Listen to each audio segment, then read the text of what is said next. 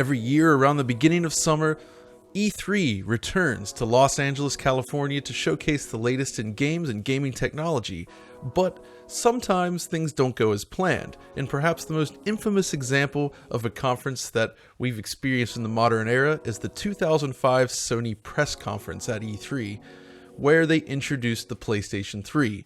So I thought today it would be fun to go back and revisit the infamous conference just to see how it holds up today. What can we deduce from what they were showing? What was real? What was fake?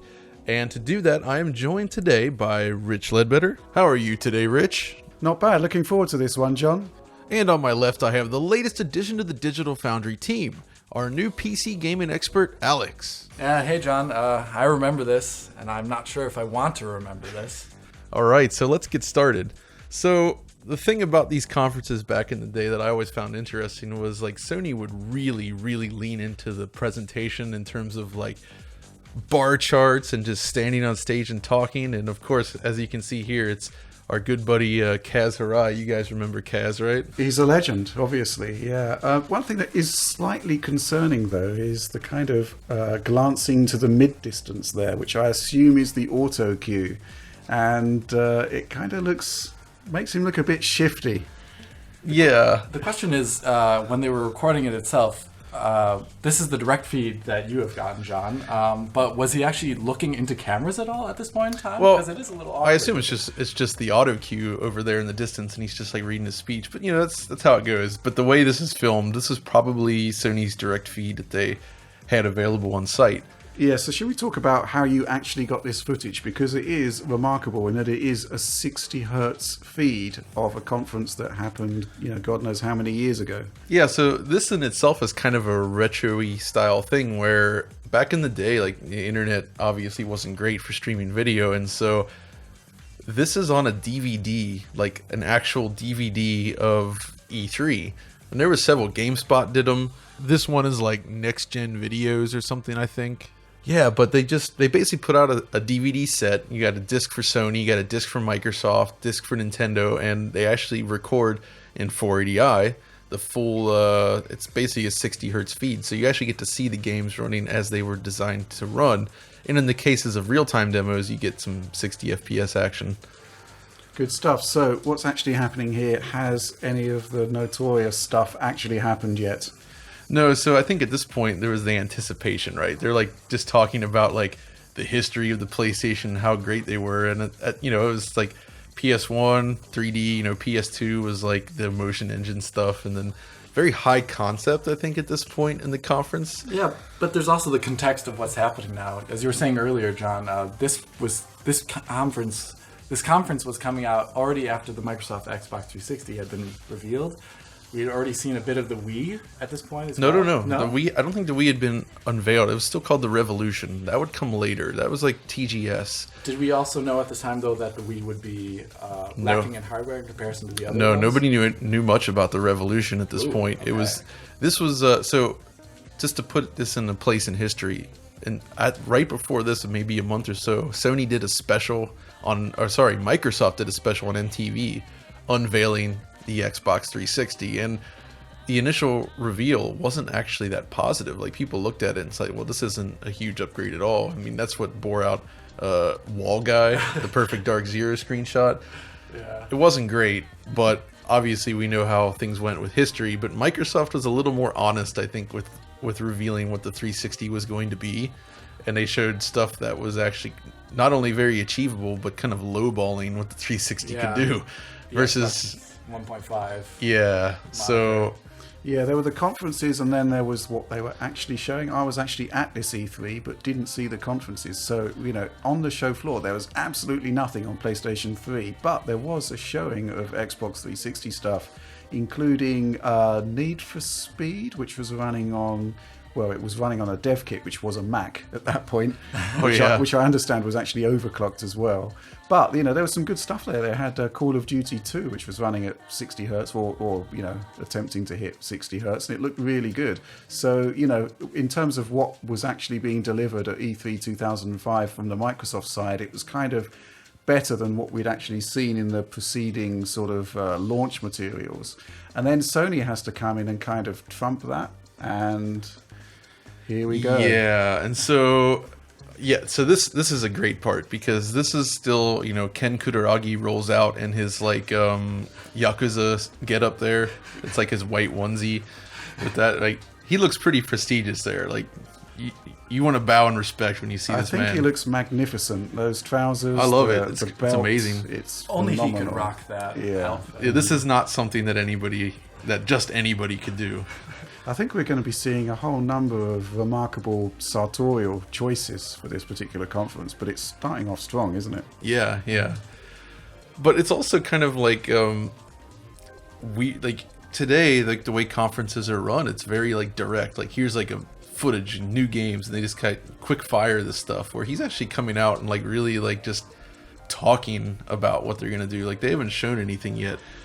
Yeah, but if you think about the Scorpio reveal at E3 last year, we had this massive CG sort of take on the processor and the main board, and here we've got a white slide with the word PlayStation 3 written on it. So there is a slight, evolution in approach over the years, I think. Yeah, Yep. This is more boardroom than some sort of press conference reveal that we're used to these days, at least. I think it's awesome. I love it.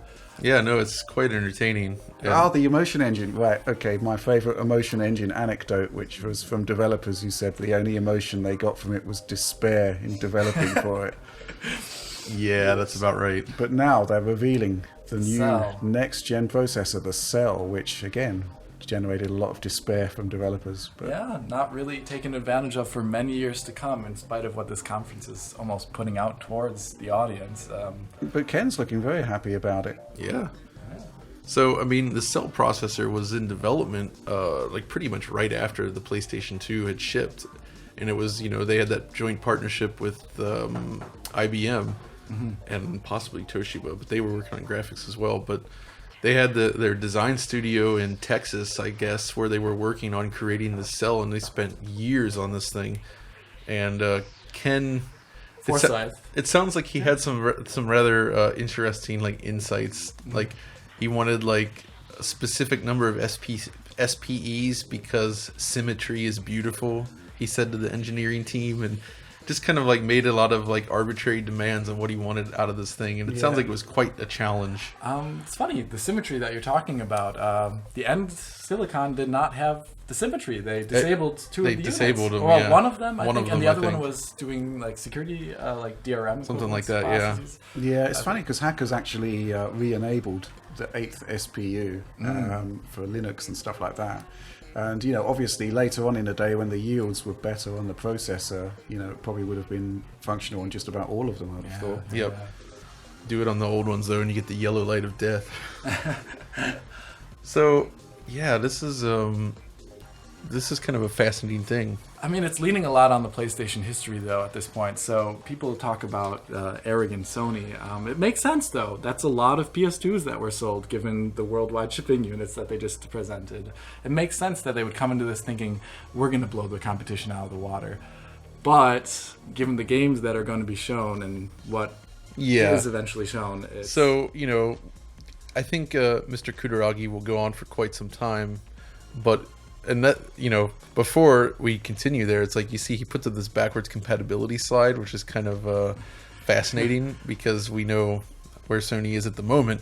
But yeah, the PS3 launched with the idea was full hardware backwards compatibility, but the system launched with a flaw that was patched. But if you guys remember when the PS3 launched, if you played PS2 games on it, the scaler, it was set to scale improperly. So like one of the fields or something that it was like simulating was like reversed. So everything basically looked like terrible. Oh gosh. They fixed it with a firmware update, but like when it launched, PS2 games didn't look correct at all when running on a PS3. And that's a huge oversight. My goodness. It was a big oversight. I think what's surprising about this presentation is they're really going hardcore on the specifications and the technology. Yeah. We're going to see it later when NVIDIA's what's his name? Jensen Huang comes out, but that's full-on technical specs, things that they they parade nowadays at modern conferences as well. Scorpio was big on it, talking about 320 gigabytes per second bandwidth. But here they're actually talking about like the audio, the units. They give out a GPU and CPU diagram and saying what units it's made of. That's something that you wouldn't really see these days. But Cell was so unique that I think they needed to justify it to an audience that's used to a CPU just doing discrete tasks and not being some sort of like amalgam vector processor.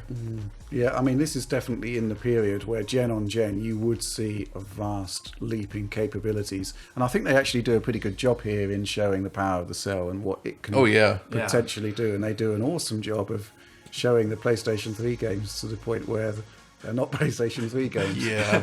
So maybe at this point we should skip ahead a little bit, because I think they're going to continue to rap on about the Cell, which is cool, but you know, you get some graphs here. But I think it's interesting that they can show the floating points of the competition, even though this thing hasn't released yet. That is extremely negative campaigning about your competition at this point. I'm surprised. Is it accurate though? I mean, probably. Yeah.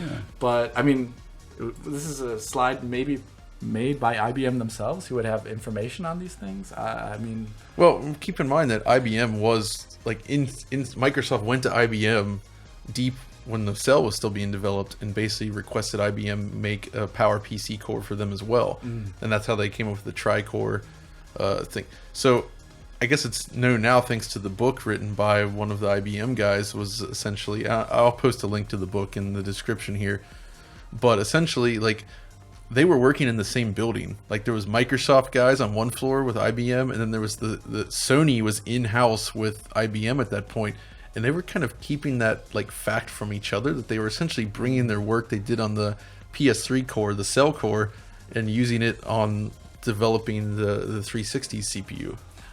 Interesting that they talk about memory bandwidth here, but they don't talk about the very, very important setup that the memory was split between XDR. Oh, that's right. That was a big problem. In PS3, and a lot of developers, it caused them a lot of pain that we'll see down the line in ports of Fallout 3 and whatnot. 10 teraflops for movie rendering. Oh yeah, definitely.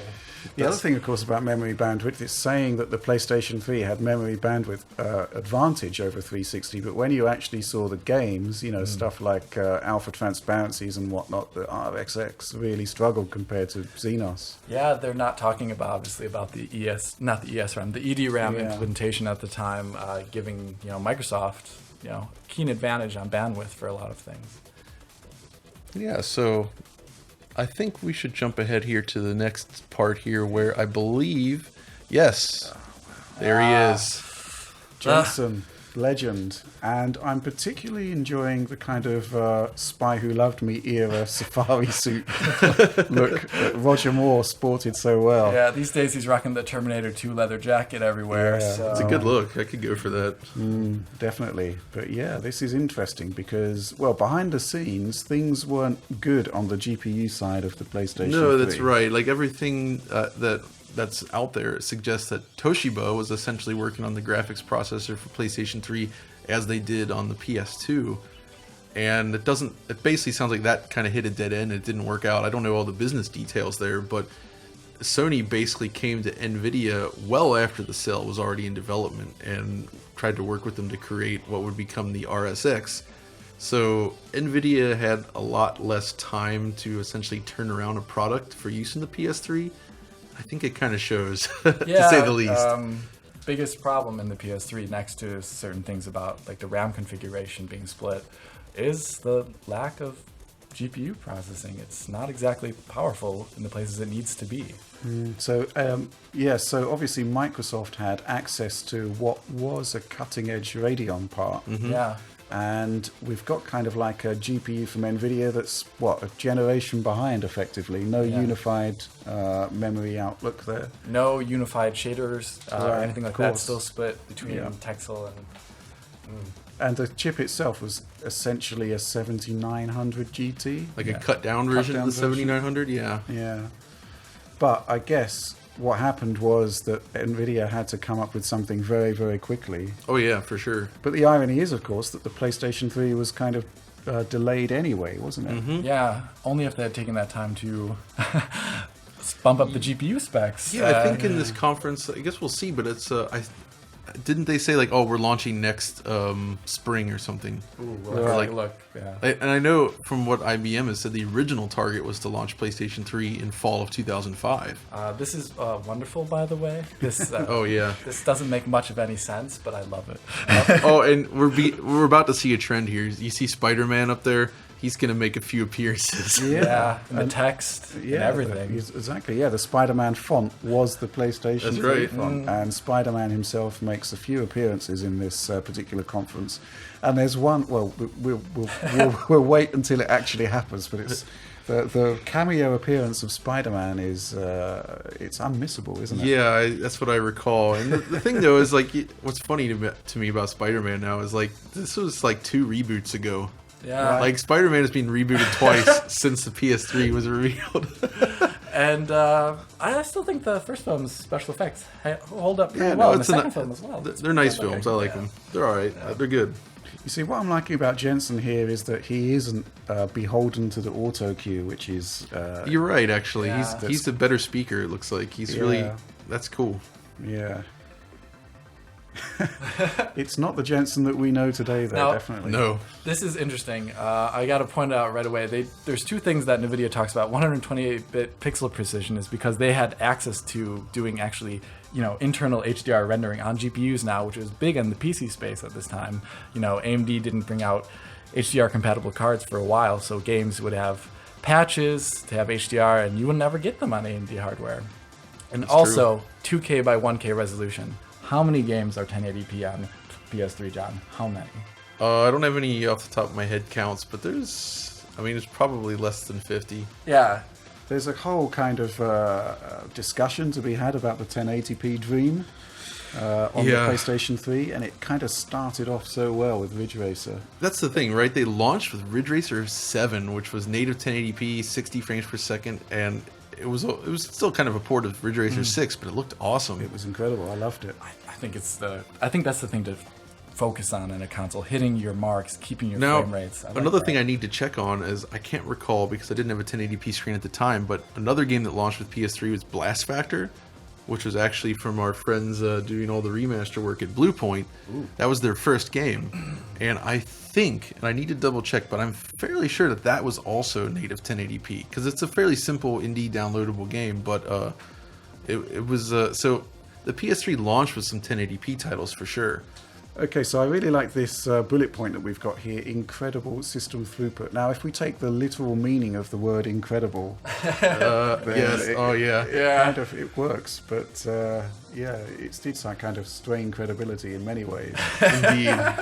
But I also noticed here, it looks like he has a PlayStation 2 era iToy camera there in front of him. Yeah, they end up using this later in the conference at a certain point when demonstrating the cell processor. So, yeah. A kind of constant in Sony has been the work of Dr. Richard Marks. That's right. Who's done some phenomenal stuff, and he actually makes an appearance further on in this video here. Here we go, yeah. This is the question. Is it actually as good as 2? Yeah. GTX 600. Yeah. 6800 Ultras. All I'll say, incredible system throughput with the emphasis on incredible. As in straining credibility. I mean, isn't this what the Metal Gear Solid 4 like TGS demo was running on, like dual 6800s? I don't know if it was actually dual 6800s or dual 7800s. Oh yeah, GTXs it might have been 7800 GTXs. It would explain a lot that is eventually shown for that gorgeous looking demo that when it came out. I really would love to see the 60 hertz footage of that. Yeah, I think we all would. But yeah, so what we know now about the RSX, what do you say? Can it be more powerful than 2 6800 Ultras? Depends how bad the SLI implementation, I guess. Yeah. At that time, atrocious. Let's be honest. But I think in terms of nominal power, it's going to be hitting there in later PS3 titles as they end up utilizing Cell to make up for shortcomings in it. But for the first launch titles, I don't think so. I mean, Jensen here is looking really happy. Yeah, he does look happy about this. Oh, I like this as well, how they have the direct comparison here with number of transistors. Notice how they do not talk about the ATI graphics that were coming on the 360 yet. The Athlon FX55, though. Wow. Complex is italicized there. So yeah. Another straining credibility moment. Interesting Actually, stuff. slight little aside, but I'm pretty sure the 360's GPU would have more transistors than the RSX, just given the ED RAM being on die, right? Yeah, exactly. So, Yeah. Oh, that 7800 GTX demo on the bottom there. I forget the name of it. You can still download it on the NVIDIA website, by the way. Do they still run? I don't know. No, you can download it, bro. Yeah. That would have been another interesting and possibly suboptimal PS3 port. Then. Should we skip ahead then? Yeah. So what else is next? More God, he's still just there. going. Oh, okay. Here we go. Here we go. This is good. Okay, so jumping ahead, just sort of fast forwarding a little bit here. I think this next sequence is rather fascinating because he's bringing up Tim Sweeney on stage here to demonstrate Unreal Engine 3. Yeah, and Tim Sweeney looks exactly as he looks today. It's kind of bizarre. He's ageless. Yeah. Yeah. You can find him on Twitter. So the thing, this is funny in retrospect because we all know that Unreal Engine 3 went on to dominate that generation. It was a very popular choice, but it was kind of an Achilles heel for the PlayStation 3 for a while. Also, really important to note as this demo is starting, they'd already shown off Unreal Engine 3 a number of times and a number of titles at That's this true. point. And its original showing was just gobsmackingly gorgeous. It was basically the Gears of War style map with Yeah. showing all the technique. So it's easier for us to see in our feed, but there are many, many drops in frame rate already as this is starting. This is Yeah, so what do you guys think? You think this was legitimately running on a PlayStation 3 dev kit, like an early kit? looking at the real-time shadow maps causing such frame rate drops. I can actually see it. A lot of games did not end up using real-time shadow mapping in the early Unreal Engine 3 titles, so seeing it here is, yeah, it does make sense. Yeah, and I can't see Tim Sweeney wanting to be associated with fakery. No. Oh, yeah. It's not really his deal whatsoever. And, you know, you look at this and it's, in terms of how Unreal Engine would play out across the generation, it's a surprisingly low-key presentation really, compared to some of the stuff that would follow. I mean, later on down the road, they would switch to cinematic-style demos that were just kind of exported from the Unreal editor. I mean, had UT3 been announced at this point, though? I don't think so. So this is using assets that would eventually go in there. Yep. And a lot of, Unreal Engine 3 hallmarks. You can see, like, the foggy depth of field in the distance, giving everything that look. That hazy look. That hazy look. You see some good stuff, like programmable shaders for the glow there. I think it was a step forward for sure in terms of rendering. Like, it doesn't hold up that well, but at the time it was really something. You also have to contextualize it in terms of the PlayStation audience. They hadn't been seeing programmable shaders in games before. That's true. So this is completely new in that aspect. Mm-hmm. Yeah, it is quite interesting though, looking back in retrospect, how long it took for Unreal Engine 3 to kind of mature on the PlayStation 3. And it kind of all seemed to sort of come together after they actually did their own PlayStation 3 title. Yeah. Which I guess they did Unreal Tournament 3 in 2007, and other developers wouldn't necessarily even catch up to that for, couple years after. I'd say it was like 2009 era where we really started to see some pretty decent Unreal Engine 3 games on PS3. I mean, I'm weird in arguing that I would say you wouldn't get any good looking Unreal Engine 3 games on any platform until that time, but oh well, yeah. So while we're talking Unreal Engine, if we want to reflect back on what do you guys think made the best use of Unreal Engine 3 last generation? Gears of War 3. Yeah, that's probably mine as well. That would be my pick for that. It was just a masterpiece in using the engine and how mature the engine was, and the kind of just the whole post pipeline at that point was just incredible, I think. Yeah. And you actually see it on Xbox One X running at 4K, native 4K. And it, obviously the assets are of their generation, but it holds up. It does. The kind of density in the detail there, it holds up at 4K. I've recently seen it in 4K, and there's a lot of little tricks that I didn't see originally when I'd played it. There's actually like use of screen space effects, like for reflections. Oh yeah, we noticed that, like very basic screen space stuff for some of the fire. Really cool little things that they managed to put at the end of the generation. Yeah, it's not the top end here, but I would also venture to say that Mirror's Edge is still one of those games that really holds up well because they use their own lighting solution, pre-baked, sort of GI. It'll be timeless, I think. It's a beautiful game. Yeah. It still holds up. The PC version, though. Oh, well, there's two interesting takes on Mirror's Edge. There's the Sure. Xbox One X, which has the HDR rendering. Yep. But it is still 30 hertz. And then you have the PC version, which is much, much smoother, higher frame rates, plus it has all of the physics. All the Apex physics All the stuff. Apex physics. One thing I'm not sure of, though, is whether it still has problems with like early Unreal Engine 3 streaming issues with stuttering. It does. It It may does. still have that. Yeah, but Right, yeah. But it's and mostly limited to the elevators, which Yeah, are that's fine. so. and the stuttering, I don't think is a problem on X. No, well, because no. it's got that huge RAM disk, which they can... Yeah, slap and it in general, Unreal Engine 3's like streaming worked really well on the 360. Like most games didn't have serious stuttering or hitching. Like you would get some texture draw in, but there wasn't a lot of skipping. that was the thing. That's right. Unreal Engine 3 texture draw time. Yep. Huge complaint for a long, long period. So what are we looking at now? I can't actually see Vegas what's the... Corporation? Yeah. What is that? It's all bloomed out in this footage here. Oh, this is... Oh, okay. yes. Yeah, Here we go. can... I think this next part is when the conference starts to heat up, so to speak, and things get a little bit. It starts. So it's Phil Harrison, right? You guys remember Phil Harrison? Oh, yeah. he was Yeah, great. yeah. Yeah, I do remember the UK Resistance website where Oh, no. they were just mercilessly mocking him after this event. But once again, check out the suit. This is incredible. This is awesome. Now, the other thing I'm noticing here is, again, the auto cue. Yeah, The furtive glances to the auto cue. It really does. he keeps doing it. It Yep. reminds me of the concert from the Blues Brothers where the police are closing in. They're just sort of wondering how long they can get away with it. And it's kind of quite apt for what is about to happen next, where...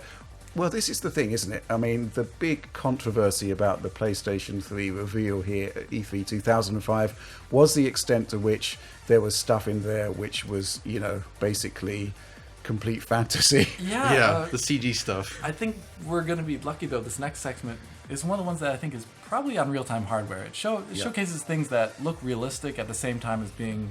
Yeah, but this is the thing. There is some really nice stuff here, which we do think this is real time. But right? this right here, that's the PlayStation 2 demo. right, Which yeah. is also great. which is looking, real. by the way. Yeah. Yeah. Mhm. It's really good. And yeah, this is great. This is cool. It's a 60 hertz PS2 water demo, and we saw that same kind of water in Baldur's Gate Dark Alliance on the PS2, thanks to the very talented Ezra G's back.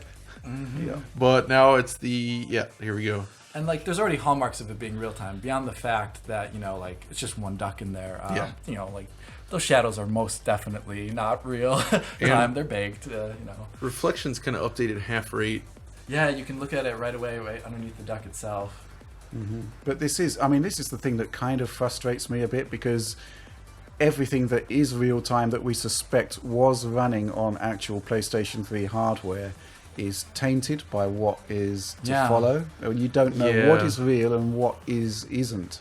Exactly. At this point in the conference, they haven't done anything ridiculous yet. This is still okay, this is a legit tech demo. I mean, other than small indie titles, though, you don't see a lot of AAA games on the PS3 360 hardware generation utilizing physics in an intense way like this. No SPH fluid simulations, lots rare. of cloth. It's pretty rare. It's nice. Who was it though. that did an actual version of this? This was Sumo Digital with Super Rubber Dub, Super Rub-a-Dub. Yeah, they actually turned this into a game. That's just unbelievable. which had a sub-native 1080p resolution. I think it was you're right. 1600 by 1080 possibly.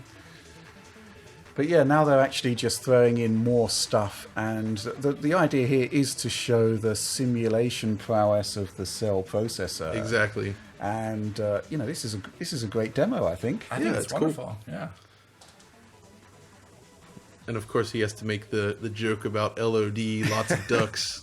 Yeah. What are you gonna do? To be fair, he did get a sizable laugh. Yeah, that's from true. the audience, which is quite remarkable, bearing in mind the nature of the gag and the audience. But he's very happy with You himself. can see he looks genuinely excited about what he's showing, that's cool. He's excited about this. Yeah. If only they could have ended the conference a little earlier.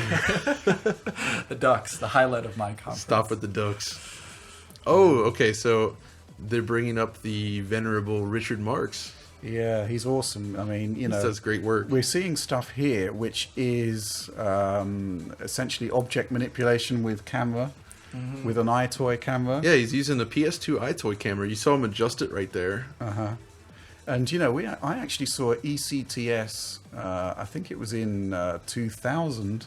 This is They were- particularly good looking, by the way. They were using some kind of PlayStation Move type devices, early prototypes way Wow. back then. It was really impressive stuff. I mean, Richard Marx is so ahead of the curve here. And you see, people say like the Wii hadn't been announced yet, and nobody knew about the motion control stuff. Well, And they say like, "Oh, well, Sony just copied them." And I'm sure that there was some degree of that there, but to me, this shows that Richard Marx and them were at least already thinking about and working on projects designed to manipulate objects, either using a hand or like motion controls. Like that's basically Kinect right there. Yeah, but Like it's an just early- It's just really frustrating and disappointing that they kind of ignore his work, and we end up with SIXAXIS.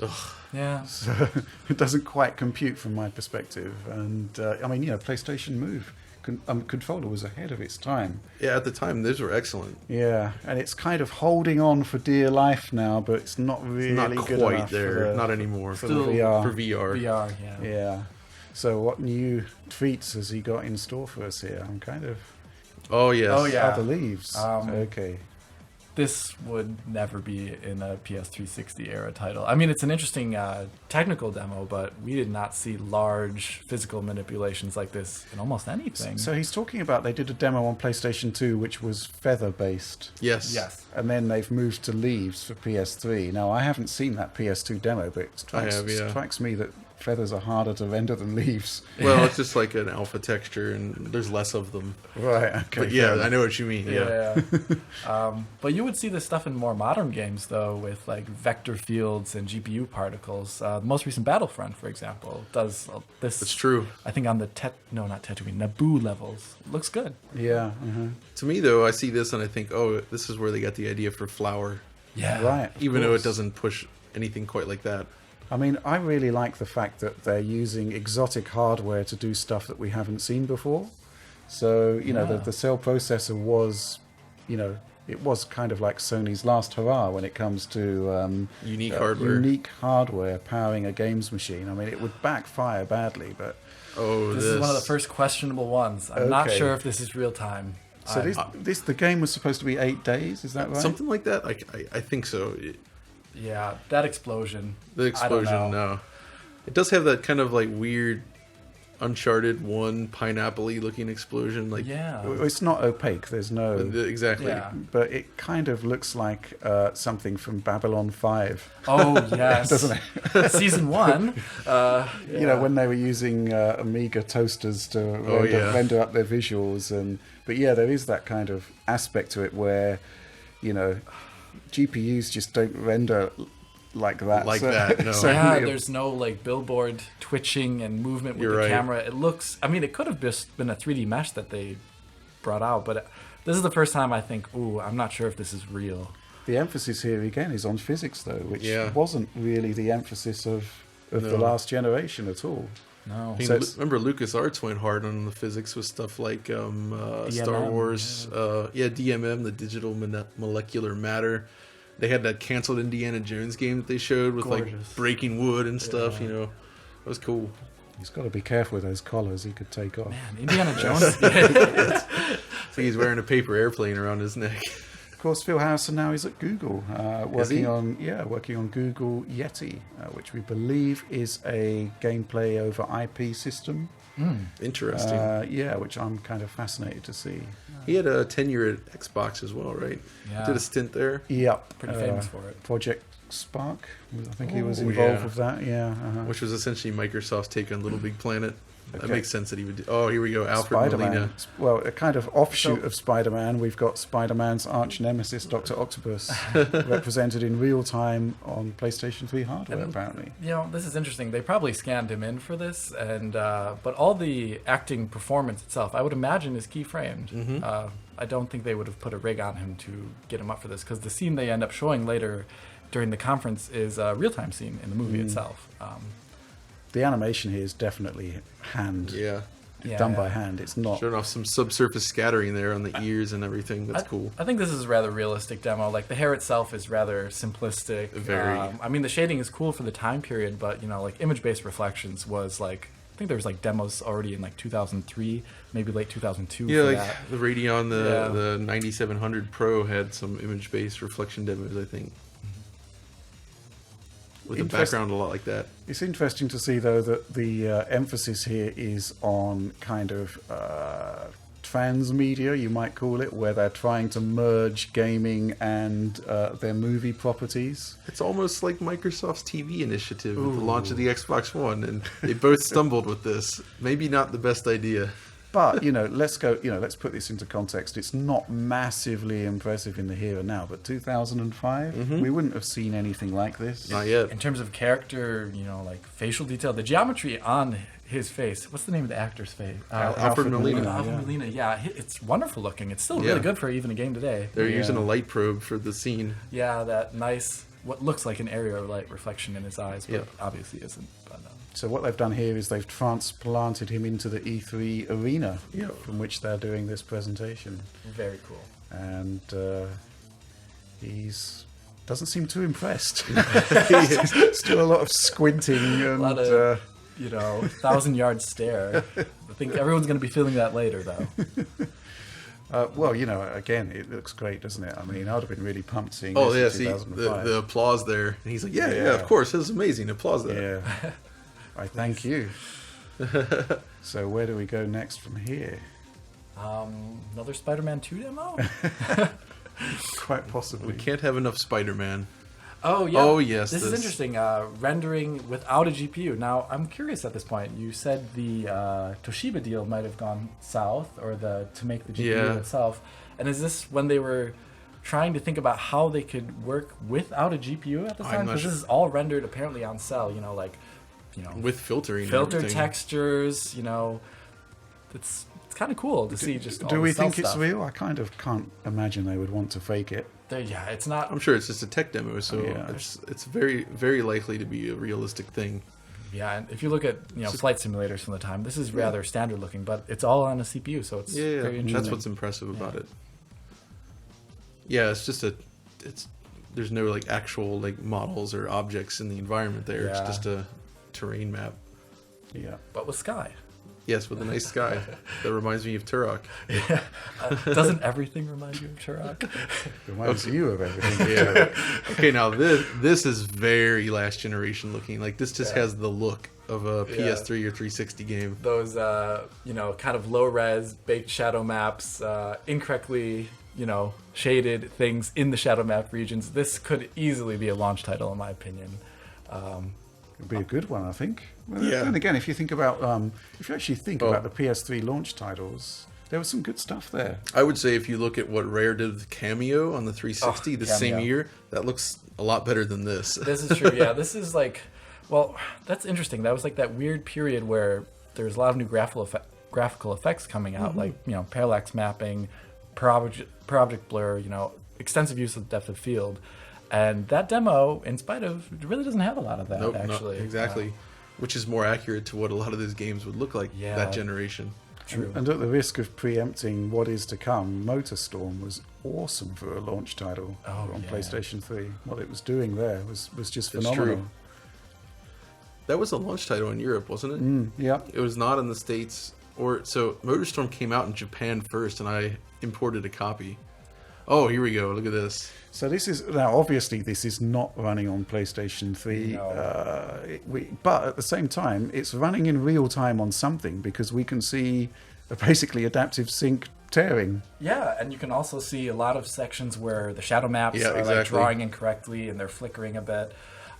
It's real time on something, but definitely not a PS3. I mean, there are certain aspects of the rendering that are of the era, but if you saw something like this today, you'd still be quite happy with it, wouldn't you? Yeah, it's a pretty good looking game for 2005. And this tech demo does look better than, I would say, like Grand Theft Auto 4 and the games that would follow that were open world. Certainly Saints Row. Now, what they have got the advantage here is that the viewer is fixed in place. Yeah, exactly. They teleport him about in a couple of places, but it is just about the fidelity of the simulation, really, isn't it? Yeah, and the density of objects and moving characters. I can't imagine this running well on a PS360 hardware. If it was, no. Might work on a 360. Yeah, good point. But, you know, there was a pretty big focus on simulation, not quite physics, I would have thought, but, you know, Assassin's Creed, you can kind of see the sort of genesis of what they are aiming for with this class of hardware. That's a good point. And that is another game, actually. You play it on Xbox One X. Oh, yeah. It's stunning. Kind of holds up. When you're in the cities, when you're outside, it's a bit of a disaster. But it's a nice special case, too, where they upgraded things beyond resolution, right? Here we go. Spider-Man is back with special guest appearance from Gran Turismo Gran cars. Turismo. Like this... Like what this whole thing is one baffling of to those me. Strange transmedia things that I thought was a wonderful idea at the time, but when I think Spider-Man, I definitely think high-performance sports cars.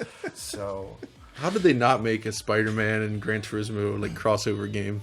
Well, I just can't get my head around that. It's such an obvious tie-up. No, but the question is this real time what we're seeing? Oh, certainly.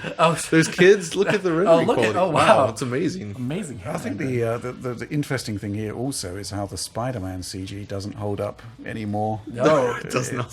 It's not good at all. But yeah, the whole concept of this. I mean, you know, but again, you know, it is a product of its time, 2005.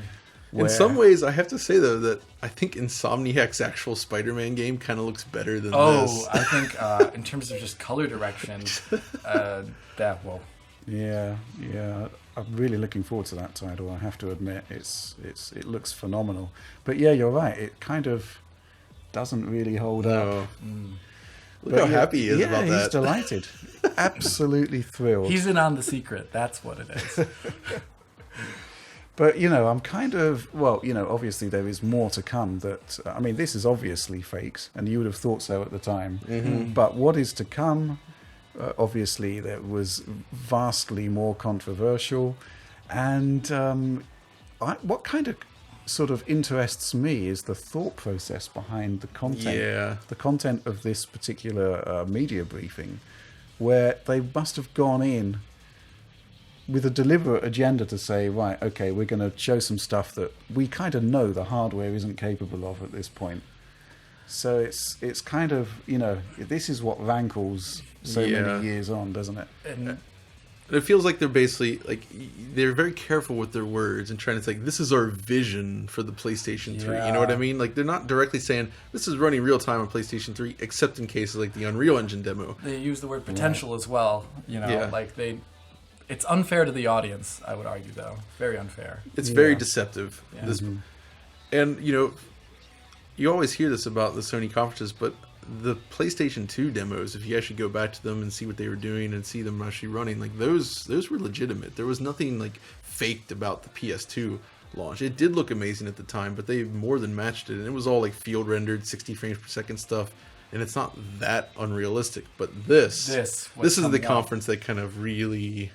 So we were having a discussion about this the other day, and I was saying that the Final Fantasy Ballroom demo was fakes, and you were saying it was actually real time and real. Absolutely. It's quite real. Wow. If you see it again, you'd be like, oh, wait, I can see exactly how that would be real. I think the bouncer actually came out and exceeded what they showed in that demo. Yeah, definitely. At 60 frames per second. It was amazing. It's also interesting what's coming up and how they present it. It's just trailer after trailer after trailer with little context. It's I don't think they would get away with that in the middle of a conference these days, but maybe at the end of one. Show off the games. Yeah, Kaz is back. The legend. So, is this where it begins? I think it's about to begin. Yeah. So, you know, Kaz introduces then another old familiar face from the time, Larry Probst from Electronic Arts. And he's going to show us Fight Night. But first, yes, it's Kudo Tsunoda. Yeah, this is also so. This is in Kuda's pre-Connect Yes. days, and it's a remarkable turnout. Once again, he's wearing the belt. Yep. It's looking awesome, and there's kind of, we were talking about this earlier. It's sort of almost a sort of mirror universe Phil Spencer look. Yeah, he does have that. Cut the hair. It's like a rock star version of Phil in a way. Wow. Yeah. So look, he is holding a PlayStation controller. Yep, that didn't happen much later. Yeah. This is also one of the demos that is, given what we're going to be seeing, I think it's real time. There's a lot of little discrepancies with the shown off 360 version. So Like this the is frame rate. This is before they had the post processing stuff implemented, the excellent motion blur. Oh yeah, And the fantastic. frame rate is low here. Yeah. So Fight Night actually came out some time after the 360 version. Yeah, and 360 came out in the summer of 06, I think, and PS3 it launched with it. Right. Yep. And, you know, if you were there watching this at the time, you'd have thought this was pretty awesome. Oh yeah, Oh yeah. Yeah. There was nothing. I mean, when I think it was the demo on 360. it was the demo. The demo. That came out. I remember I was actually Mind-blowing. I was actually at Criterion at the time looking Whoa. at Burnout Revenge on 360. Okay. And everyone was watching that demo and playing that demo for Fight Night on 360, and it was like, wow, this is unbelievable. I still think it looks pretty. Yeah, good. it does holds, look good. it Holds holds up. up, doesn't it? Yeah, but they are quite explicit here that this is running on in real time on PlayStation 3 hardware, Yeah. and we can kind of believe it because it's not as good as the 360 footage that follows. Yeah, Yeah. exactly. This is Oh yeah, they end the segment with a showing of the 360 version in a little clip, and it well, it's looks at least kind of it's obvious. a trailer. Yeah, they don't true, say true. specifically, but Yeah, balance of probabilities. yeah, is- it looks a lot like the 360 It looks a lot- version. But, you know, again, you know, if we consider that everybody at the moment is gaming on their PlayStation 2s or their Xbox Ones, original Xbox, yeah, then this is just like unbelievable. And to be fair, the wow factor was still there, amplified when the actual 360 demo came out. Oh yeah. So yeah, again, right. So you know, this isn't fake. I don't think. I think it is real time. Look at that shadow there. Yeah, no, that's stifling. It's pretty intense. Even then, I still think these facial animations are rather good looking for the day. I think it's My awesome. gosh. I think Yeah. the whole project is awesome. And if you can imagine what it would have been like to be a developer at the time, moving yeah. from PlayStation 2 to PlayStation 3, and you're capable of doing this, it's like massively exciting time. And also very daunting. Yeah, try and getting this running on the RSX eventually. That's daunting. yeah, maybe we should take another look at that at some point. I seem to recall that some of the effects were removed and I recall that too. anti-aliasing. Yeah, it was stripped But down a little bit. it held up pretty much, but yeah. Does this title on 360 use MSAA actually, John? I'm pretty can't sure it remember. does. I think it's It does. 4X MSA. 4X, yeah. I think so. Yeah. And I It think was- on PS3 it did not. Yeah, which it was had the none- difference. none It at had all. none. Yeah. So yeah, I mean, in terms of the excitement level, I think if we'd been in that auditorium, we'd have all been pretty pumped at this point, seeing this kind of stuff running For on sure. new hardware. I'm pretty pumped right now. Look at that belt. Yeah.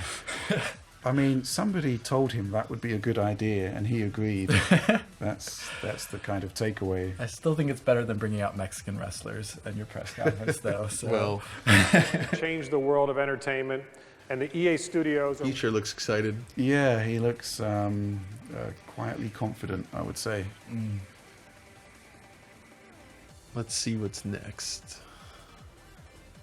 Let's just. here's the part where you can show them showing off. So yeah, then they show this trailer, which is pretty much what the 360 version would wind up looking like. Yeah, the frame rate is obviously on a different level at this point. Yeah. It's got the nice motion blur.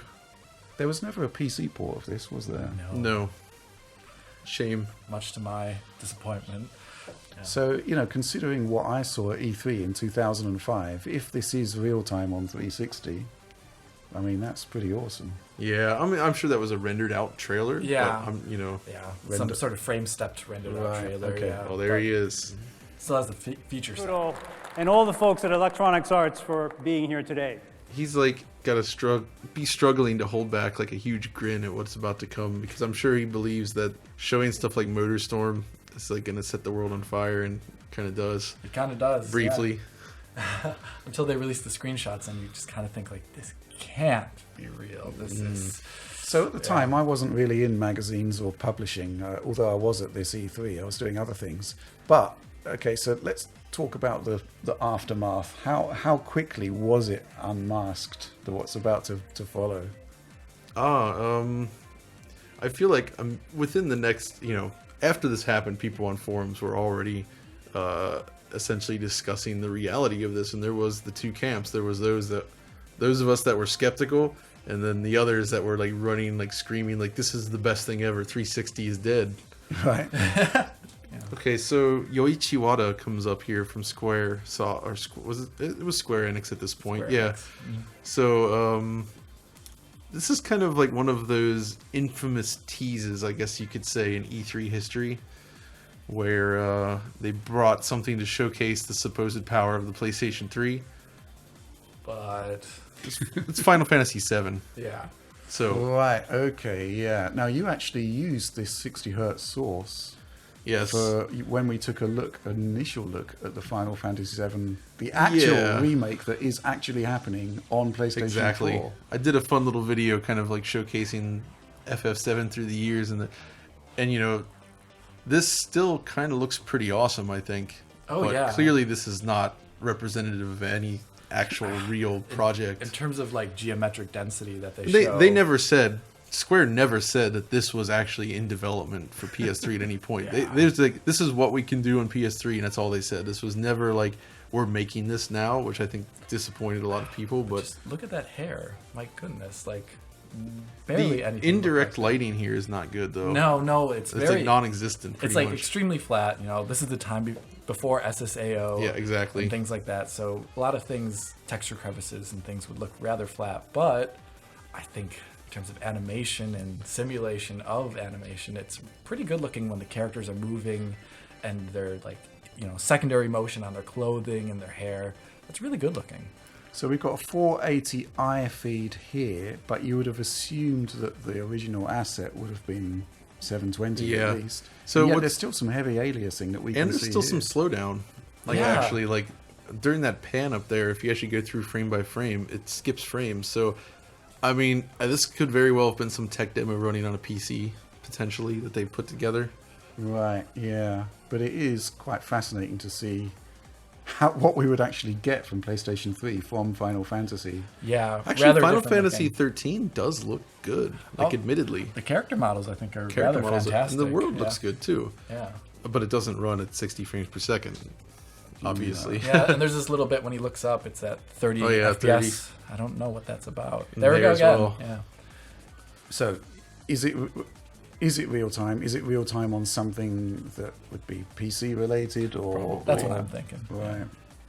I mean, at the time, we still don't have a firm idea of where dev kits were. I'm sure Square would have had them at this point. Of course, they were a huge partner. And EA obviously had something which they could actually physically show a game running, which, but this is like 18 months out before launch. That's right, yeah. Our partners have prepared a glimpse into this future to share with you today. So let's take a look at what fans have to look forward to.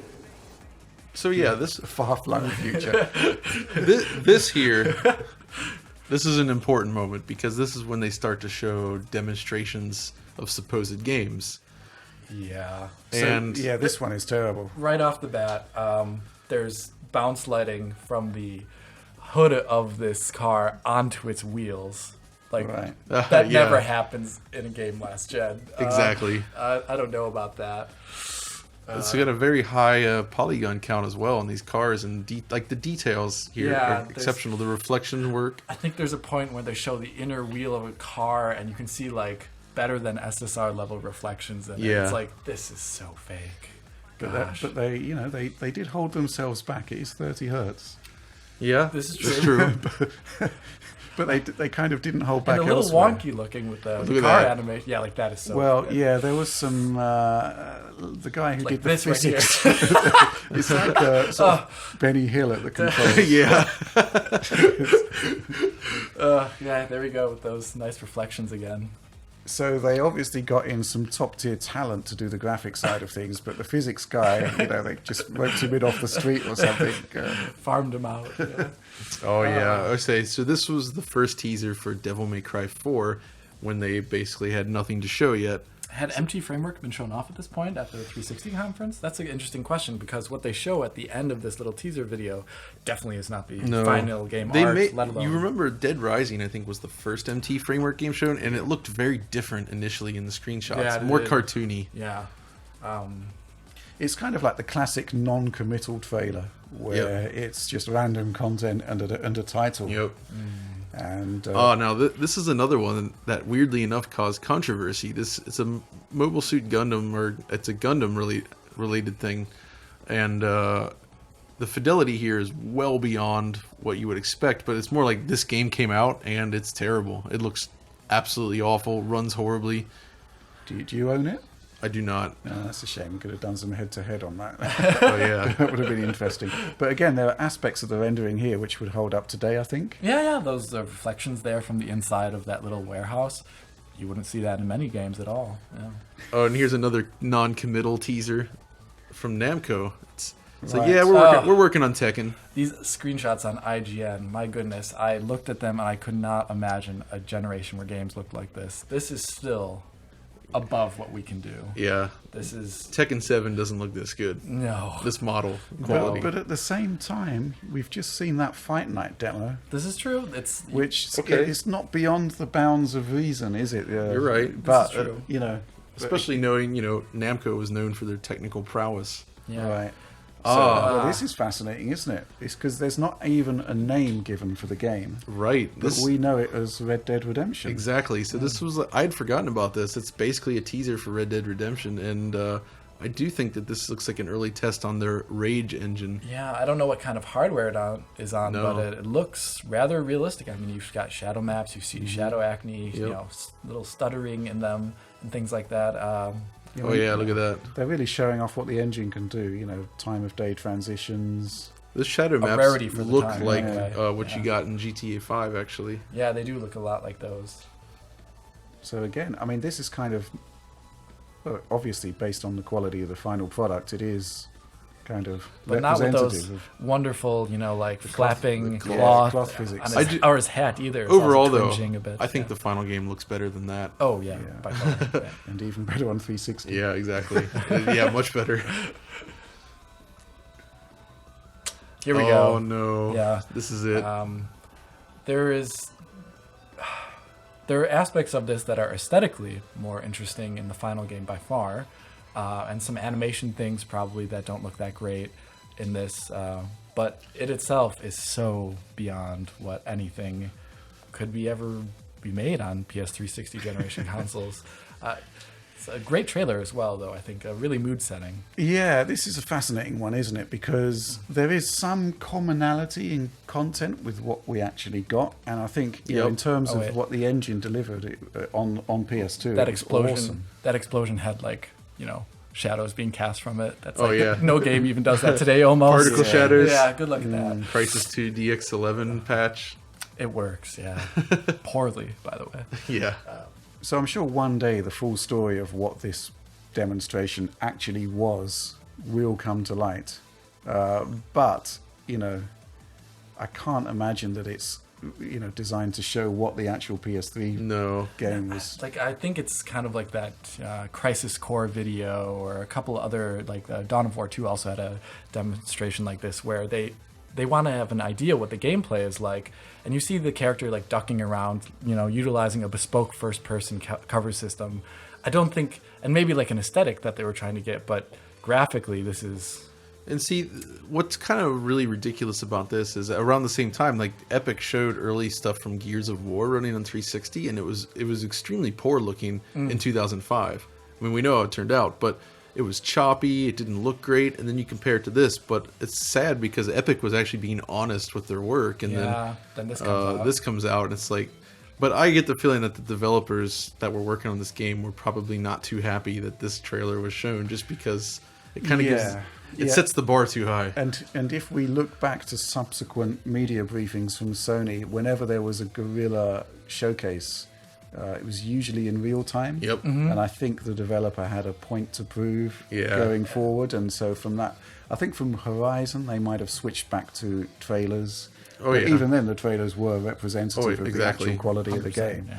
But in the direct wake of that, stuff like Killzone 3, I recall, we actually had a full 3D real-time demonstration at the E3. Right at the beginning, the ice level. Yeah. So, I think it seems to me that maybe the studio put their foot down and said, look, we want to show what we're actually doing.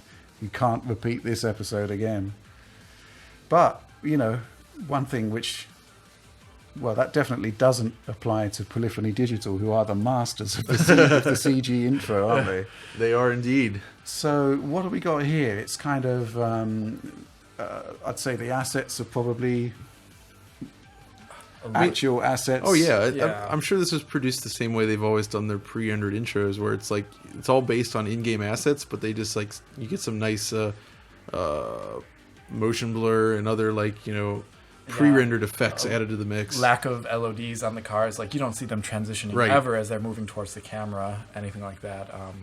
Very nice. But in terms of rendering features of the time, a lot of this looks rather PS3 era to me. It still does. The difference, I guess, yeah. is when you have replay angles in the actual PS3 games, they are Yeah, not yeah, 60 frames per second. Yeah, and we didn't get anything like this pit crew in the No. PlayStation 3 generation. I don't think that type of animation though was introduced in Gran Turismo 4 though. Like they had a Right. really advanced animation system for the time, like for like crowds and like drivers. It was amazing. So that seemed like a logical next step. I can't wait to see what they do with PlayStation 5 because, GT Sport kind of demonstrated they've reached the point now where I don't think they need to do these CG trailers anymore. No, not at all. They really shouldn't do it, in fact. Well, hopefully they won't. Yeah.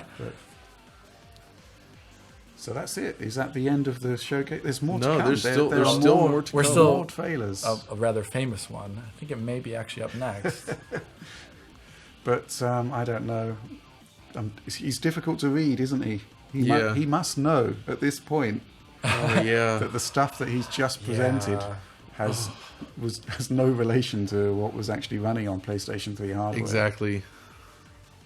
And, Oh yeah. this well, is this an is interesting one. It is, isn't it?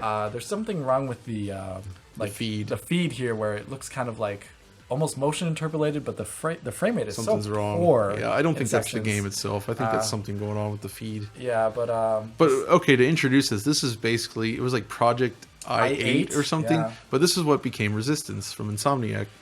yeah. So I think what's interesting here, obviously, is that the performance level is terrible, and but the feature set is very different to the final game.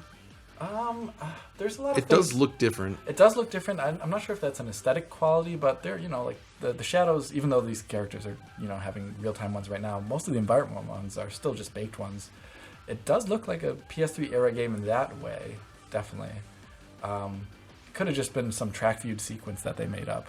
Of Yeah. the first person, moving around. But there was tearing in it, wasn't there? Yeah. That may have been the video feed. yeah, like isn't at it? Right, the very okay. end. That But keep looks in mind, very- Insomniac did some amazing stuff. When they showed that first Ratchet and Clank game on the PS3 running at 60 hertz, Yep. Mm-hmm. Awesome. Cool. So, Yes. this is an interesting one as well, is it? not? so let's not spoil this yet, because I recognize, I think this is the one. Right, maybe we should just sit back and enjoy the presentation of a game. So this is a nice six. Well, not right there, but a lot of the footage here is 60 hertz. Mm-hmm. Yeah, And the final game was 60 hertz. exactly.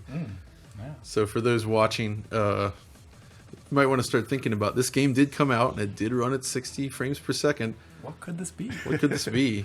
This sure does look nice. I mean, the first answer anybody would give is like, "Hey, this is just Dynasty Warriors, Well, right?" That's what I thought. Wars. Which, yeah. by the way, this looks better than Dynasty Warriors 9. Yeah. Well, Dynasty Warriors 9 has some nice lighting, but man, oof, that performance. Look at that hair physics. Wow. Yeah. I don't know what this demo was, like what it was made on, I don't know. It's hard to say.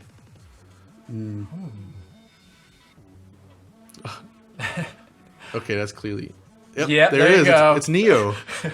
Okay. Announced in 2005. And what year did it come out? 2017. And when did it reemerge from hiding? Oh, a couple years before. It was, yeah. Just kind of disappeared. This thing. This is weird. Look at this. Yeah, we're kind of we've left Fantasyland now, and we're entering a kind of bizarre nightmare. Yeah. I mean, at least the character models look like This looks PS2 well, quality. Yeah, they Yeah. do. This looks like a PS2 game. This looks like Xenosaga, basically, like does look character like model Xenosaga, detail. yeah. Maybe the guy in the top right is being rendered on PS3. Oh, yeah. And, Well, I think the idea here is they're trying to say, hey, you can talk to these characters on your PS3 and they'll like interact with you, like Milo on Kinect. Oh, remember Milo? This sequence here, though, the background characters and the environment, I'm not sure if it's actually PS3 quality. It kind of looks... Identify. This never came out. Oh, now, okay, look at this. This is great. It's a Sonic Team production. I suspect most people don't remember this, but Fifth Phantom Saga was canceled, obviously, but... But this is also another one where I think it's rather realistic. Oh, yeah. You know, you have This looks- stencil shadows, a bit of bloom, overuse of normal maps on every single object. This to me looks like these guys like saw the technical demo for Fear, and they're like, "Oh man, we got to do that." Yeah, there's a lot of these random shooters from this time period that were announced that had like very similar technical makeup, like Dark Sector. This one, there's also a number of other titles I forget the names of off the top of my head, but they ended up never coming out. Oh, Yeah, yeah, well, this one did. Dark Sector did, but it's a Oh, different yeah, form. very Remember, different, yeah. it was very. Heavenly Sword definitely did. Yeah, Heavenly Sword came out, and it doesn't look like this. Yeah, that- Actually, the character models look better in the final game, but the actual like fluidity and level of detail here is Or a the- step above. Does the final game have real-time shadow maps like this one does here? in Yeah, this it footage? does. Oh, That's actually one of the reasons I believe it performs so poorly. The whole game uses real-time shadow maps, yeah. I mean, which was probably not the smartest thing to do back then. on a launch title, I can't even think. It wasn't a many launch that- title. Oh, it wasn't? came out in like August 2007 or something. Oh, So quite a bit It was like 9 months or so later after launch. It was a huge. It was so highly anticipated at the time. Well, this and Lair from Factor 5 were the two big ones. Yeah, and Warhawk. I think there was a Yeah. lot of hype for Warhawk. Warhawk had some hype, but that kind of disappeared and reemerged as a multiplayer game. Yeah. Now, this stuff does exist in the final game, not looking this good, but this whole like large battlefield with the cannon. You use the SIXAXIS to control the cannonball. Yeah. Which, by the way, the SIXAXIS hasn't even been announced at this conference. That's the following year. Are we still in the boomerang controller era, or did This they is- just not show any They controllers did. at all? They did. Oh, we'll they see did, it. We'll yeah. see it. Here we go. So this is Warhawk. This is another one that is, I think it's their production render. I think this is what they actually thought they could want to do with the game, because there's a lot that looks fine, but in terms of like geometric detail on the soldiers, the amount of shadows being cast everywhere, or just the amount of The objects. environment is. Yeah. Look at all those planes. My goodness. Wow. That's awesome. Every one of them is controlled by a different player. It's a battle royale game with planes. 10 years before its time. But they did actually. It was the SOCOM team. I can't remember the Oh, name. of the Meg. game. Meg. Massive Yeah. action game. They That did. was, They did kind of. You know, You know, they did deliver. it wasn't a battle eventually. royale, but it was the same kind of No. thing. And, oh, here we go. Look at this. This is another one where it looks in certain sequences extremely real time Like of that? the era. But not this, no way. The first person sequences are one, like like a track viewed up sequence, and some of the simulation you see here, like when the glass breaks. My goodness, no game even has Yeah, look at glass like this. that nowadays. Yeah. The animation. Now, actually, the way the hands in it with the guns reminds me of what Starbreeze did with Yes. the Darkness. Yeah, it They had a does. lot of that, like. Moving around yeah. and like flipping up the guns. That's was a game cool. that really should get a PC That's a port. cool game. Oh my god. The Darkness, the first one. Yeah. Incredible. I liked it. It looked nothing like anything I'd seen on. Yeah, it was amazing. Wow. Yo, here we go. This is it. Hold on tight. This is Motorstorm. And where do you begin? I mean, this is the most insane looking thing at the conference by far, and it's so unrealistic. Like, If a game came out looking like this now, I would also be questioning. there we go. it. Particle shadows galore. Beautiful. Like, wow. It's like the Smooth motion blur quality, like the Yeah. complexity of the environments. The deformation on a lot of the ground here being It's like completely geometric. Yeah, geometric deformation, which happened, by the way, Yeah, in it Sega does, it Rally. does. Yeah. Yeah. Not like this. No. Look at the physics here. Watch this. Look at that. Yeah.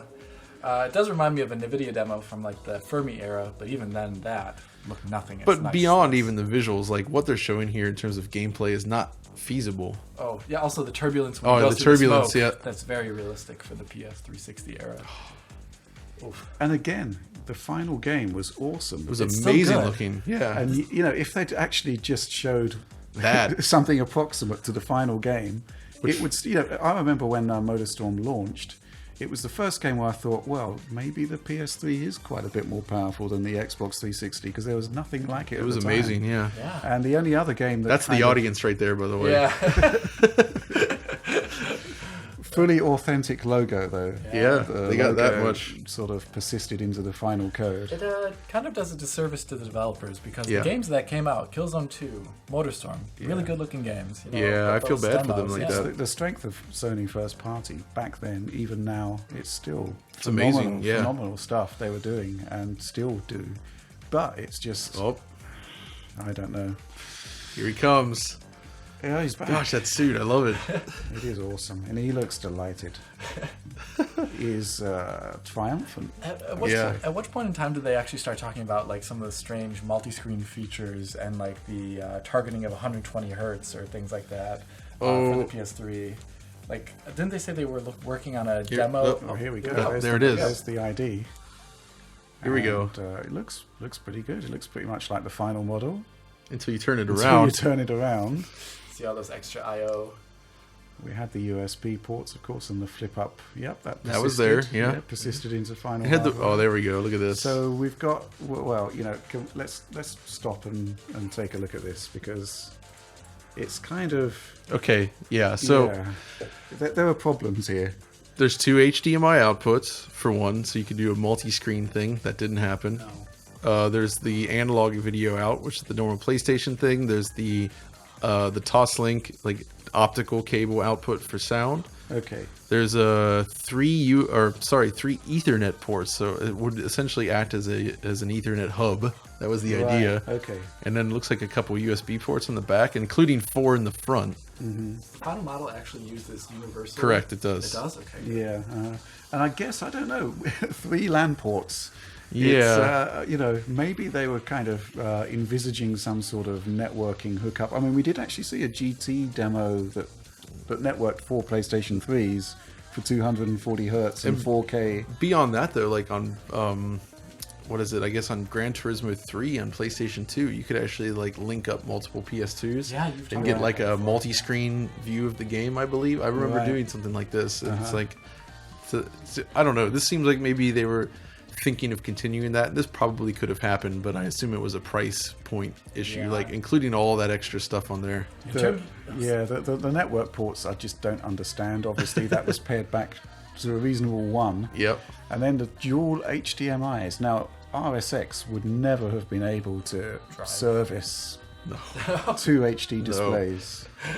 So quite what they were thinking of there, and the utility of it. You know, a console is built for the living room, which has one screen typically. This is like a multimedia This is device such a weird that thing. even, PC It's- would have trouble contending with. Yeah, at that we time get a better period. look at the back here. Yeah, kind of bizarre. But, you know, overall, the ID sort of stayed constant. The kind of George Foreman grill look. Yep. The flip-top ports. And then the final unit has that weird semi-transparent plastic. Not sure what that's Yeah. about. And then there's only a vent on the top there. Yeah. I think that was changed.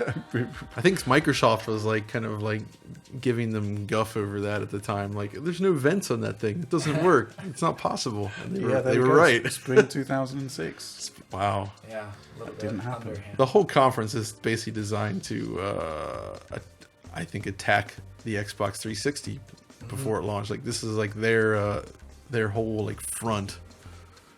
There's certainly a lot of front. That's for Yeah, sure. there is a lot of front. Look at that! Oh yeah. Yeah, There we go. He is, This is the photo that you often see right there. right there.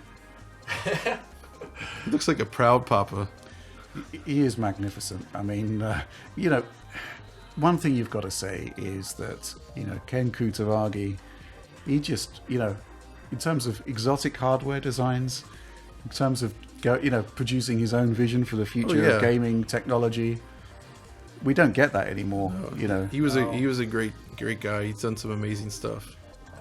but there was a significant level of hubris surrounding PlayStation 3 and massive underestimation of Xbox 360. Yep.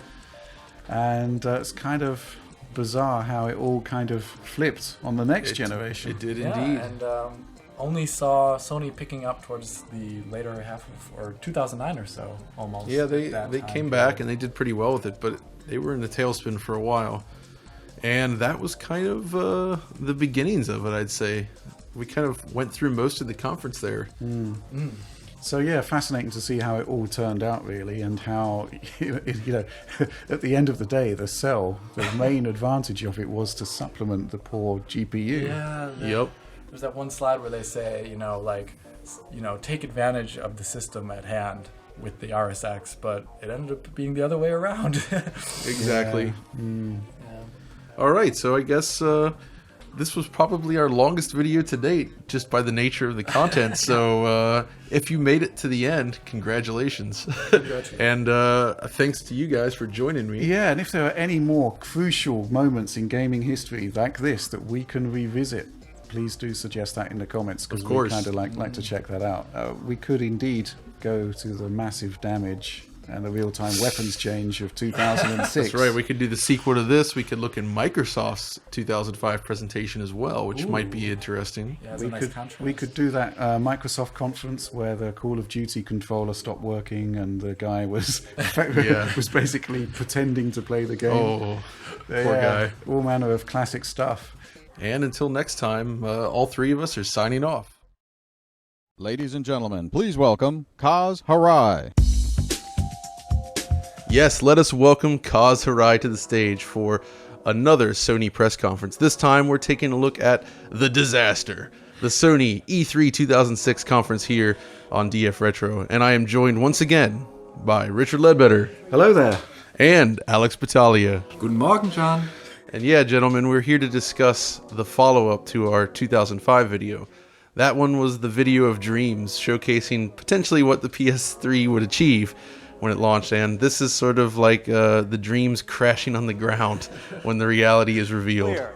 PlayStation 3 is not an incremental upgrade to our previous... So, this is not an incremental upgrade, Kaz says. And it's true, this is a very different machine, as we know. Yeah. Yeah, it's the kind of thing where you have to get a second job to afford it. They are not afraid to tell you that. Well, if we think about the development of the PS3, we know that there was the triumvirate. There was IBM, Toshiba, Sony. They were developing the Cell processor from 2001.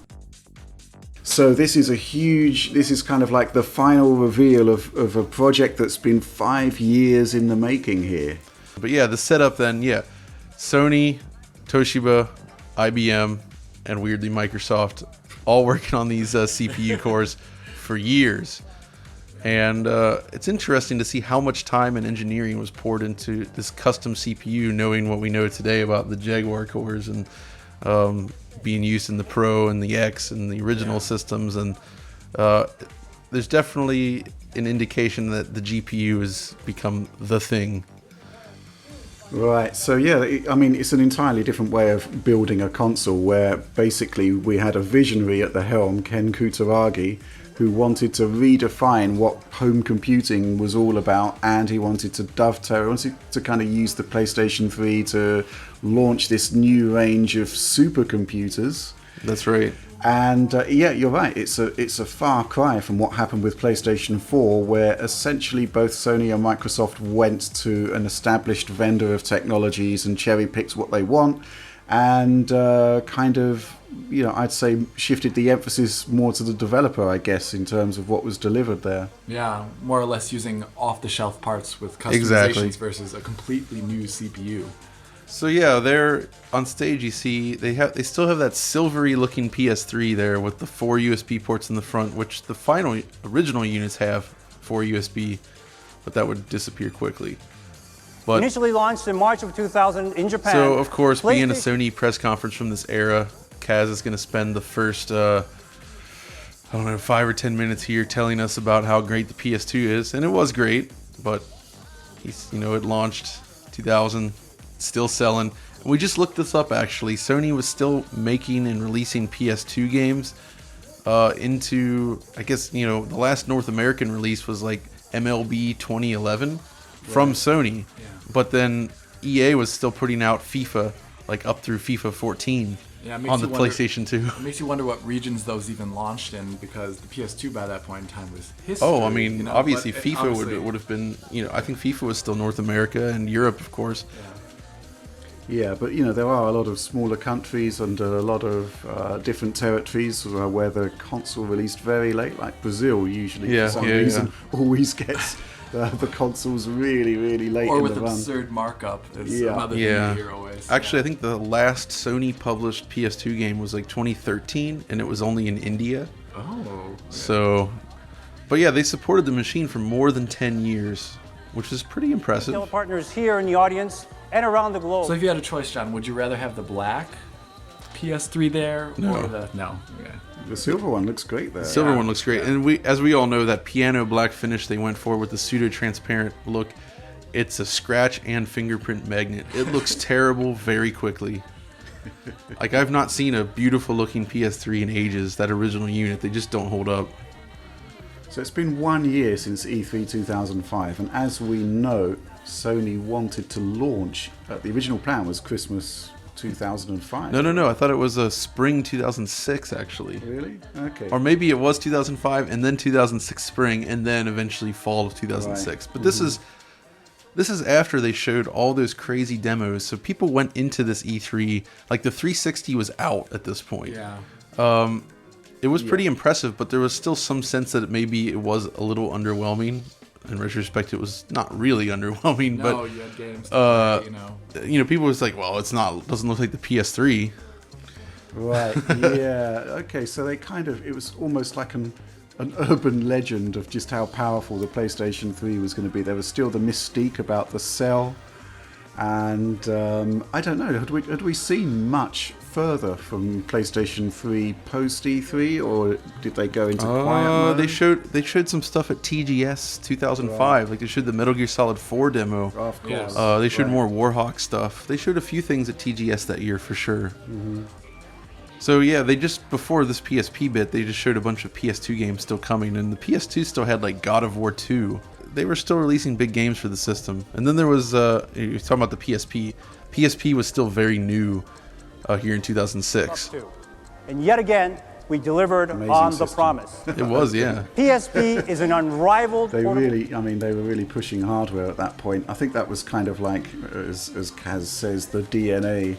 They really were pushing everything, really. I mean, the cell was potentially revolutionary at that point. Yep. And the PSP, just amazing piece of hardware. So yeah, I can see that, going into this one, Sony had a certain cachet, they had a certain there was a certain level of expectation from the users, and obviously had the E3 presentation been debunked by this time? Or was there still controversy? I think there was a lot of skepticism at this point, but Right. I think, many of us kind of realized at that point that it's not really legitimate or not feasible. Right. So, but it looks like the PSP started off pretty strong, sales numbers wise. So, and I think, overall the PSP did extremely well. over time. And by the way, we have to stop for a second. Look at Kaz here. He's got that big billowy salmon-colored shirt going on, and he's just got that super confident look. Like, The confidence makes sense though after just how amazing the PS2 did, and if you have those similar forecasts for the PS3 in its opening months to years, it's kind of a rude awakening at that point. But to its ever-expanding game library. wow. So PSP software. I was really into the PSP during this era, actually. It was a great machine. Oh, wait, here we go. What's going on? What's he showing us? Oh, these are the PSP games coming out. Yeah. What's interesting is some of the PSP games that would be released and announced here would end up getting PS2 ports later. Like one of the, I think both Siphon Filter games, Twisted Metal Head On, and a bunch of others Did ended Liberation at one point? I don't think Liberation did, but the Ratchet and Clank and Jack games, I think, received PS2 ports. I'm pretty sure that one of the GTA titles. Actually, both of the GTA games got ported over to the PS2. Right. But the PS2 ain't got shit on the PS Triple. Alright, I'm talking about that PS Triple. Actually, Killzone Liberation is a gorgeous game. Yeah. It gets really awesome looking on the PSP, and if you overclock, the frame rate is quite smooth. Because it was unlocked, actually. Oh, completely? Wow. Yeah. Sweet. See, B-Boy, now that's my game. Okay, no, Loco Roco is actually great. They released like a pseudo-emulated, somewhat like high-res version on PS4, I think. And it's great. Yeah, that's quite fascinating. It's actually the PSP version running under emulation at a higher resolution level and with injected textures. Oh, yeah? So it's that's quite a fascinating way to kind of remaster a game. Man, the PSP, I mean, it looks pretty good Yeah, here. just looking at those games, they all look Oh yeah, pretty Talkman. What a weird thing. This is before the smartphone era again, remember? We talked about that on the PSP video, actually. Like, Gangs of London? I'm not sure that ever shipped. Or did it? I can't remember. I don't remember I either. certainly haven't played it. It looks It terrible. looks junk. Yeah. Ugh. Okay, yeah. It's just PSP all over the place. PlayStation Portable, ladies and gentlemen. Now, one of the new and innovative ways we've provided opportunities for publishers and retailers to expand the software market on both the PlayStation and the PlayStation 2 formats was the introduction of the Greatest Hits program.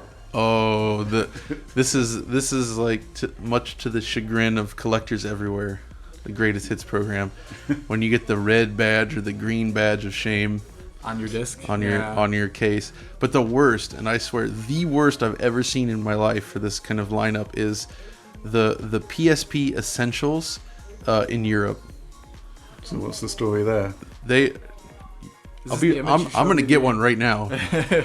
Status. A title must have sold 250,000 I or think John showed me one of these the other day, and it's just basically plastered with tons of stuff. No. This is just prepared. This is the ugliest box art.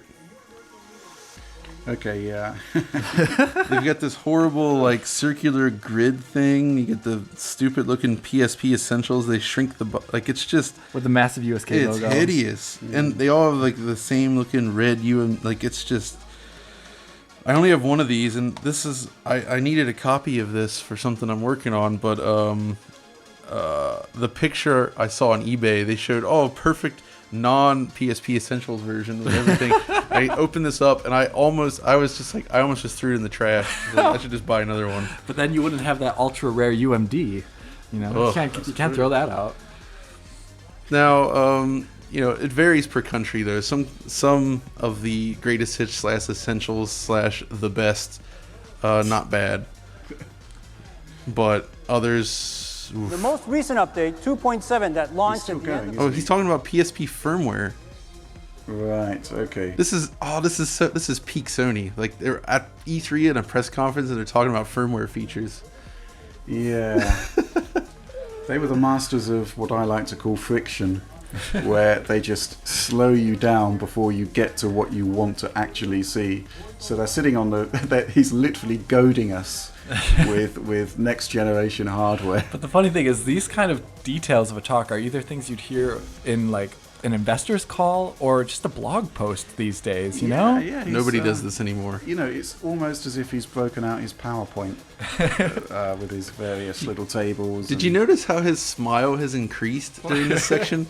Like he both knows what he's doing to the audience, but he's also loving this. Like this is to him, this is the business. of this very press conference. So please. I do like his presentation style, though. Clean cut. Now he's bringing. Yeah, no, I actually miss him. He was a great presenter, actually. My name is Sean LeGrand, Charles, Okay. Tiffany, Billy Morgan, Kevin Cantrell. And my name's Brett. I'm out here This guy's enjoying name's Brett. Times Square. Times Square, yeah. Center of the universe. All right. Talking about some PlayStation. I've been So playing am I PlayStation supposed for to about know 10 or indeed years care plus the PlayStation about 1. these Those people? things that played CDs. where this disc are blue and stuff. The old system. Oh, they're just talking about memories of The feel of the PlayStation. controller in my hands. I Okay. like the hard plastic and the little knobby bits. This is kind of I'm embarrassing. eagerly waiting to play Sorry. What is it? What is it? Wow, I love that guy's outfit though. I mean, by this point in time, we're like talking a little bit more than 10 years PlayStation, right?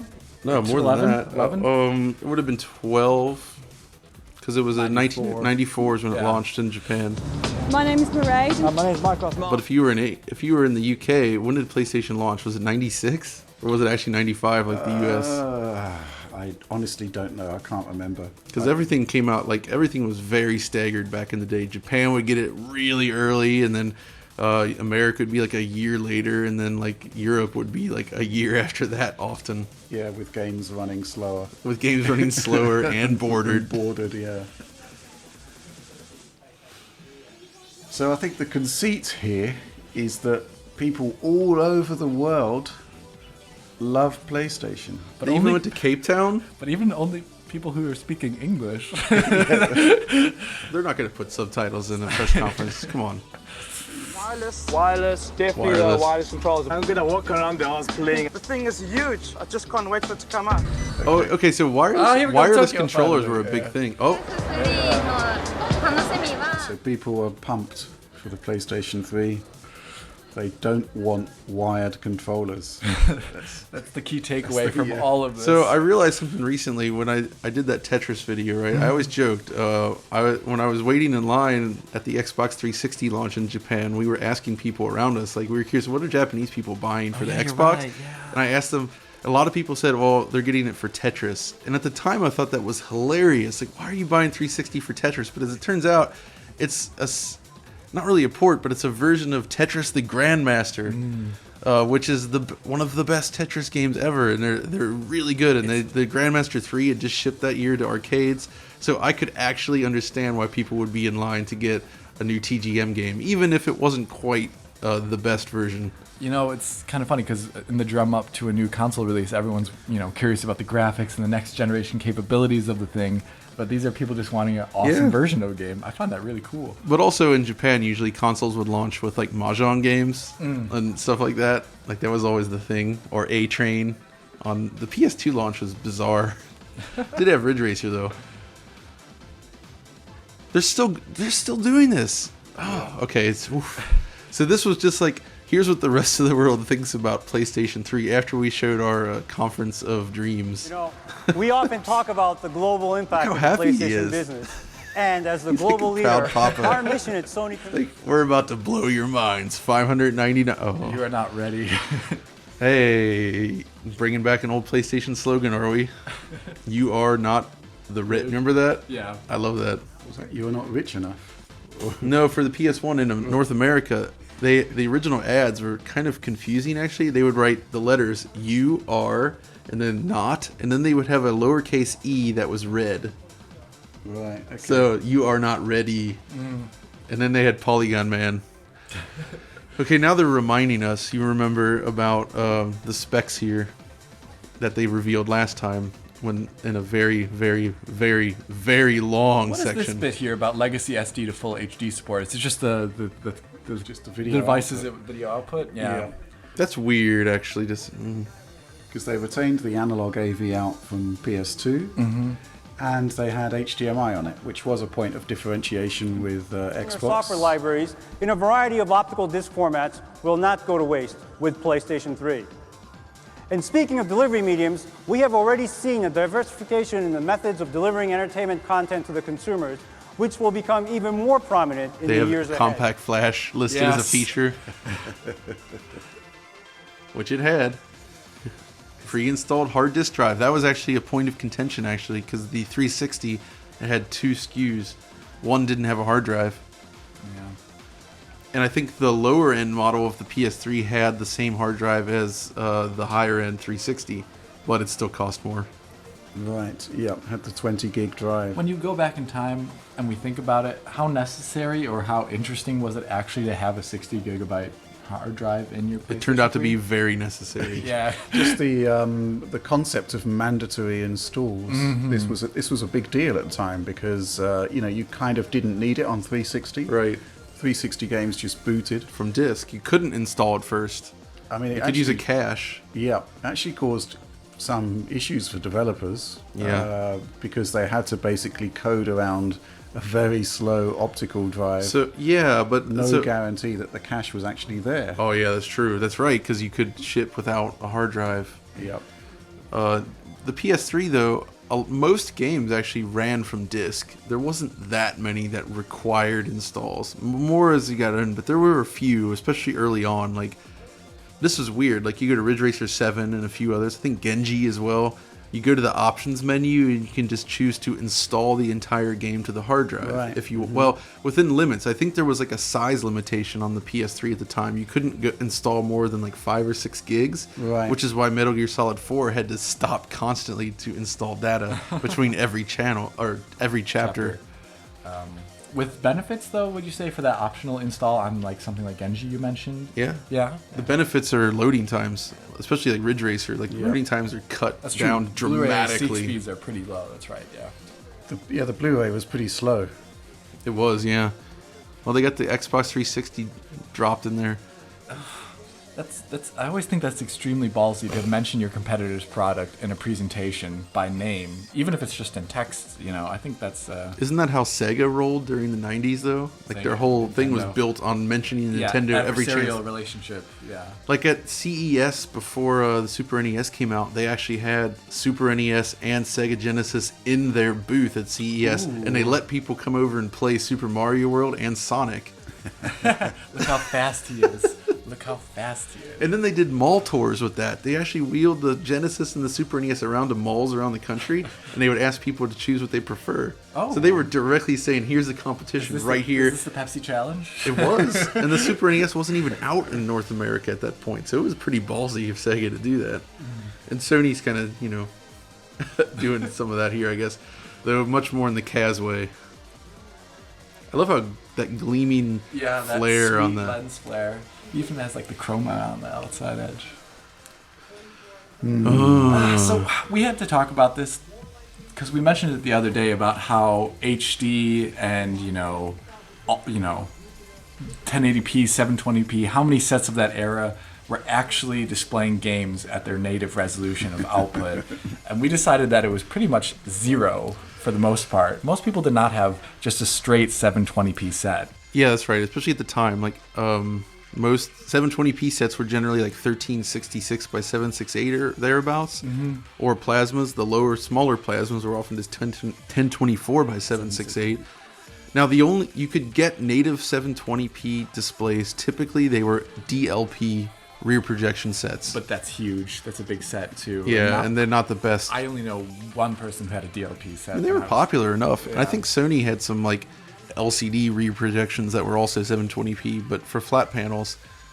I always understood the reasoning had to do with like overscan or something, but it was a stupid decision because for like game content, you're always scaling. Yeah, and so making these games that already had kind of for the beginning part of this generation very raw image quality for the most part, and then also scaling them up and then maybe also down again, I guess, too, right? Yeah.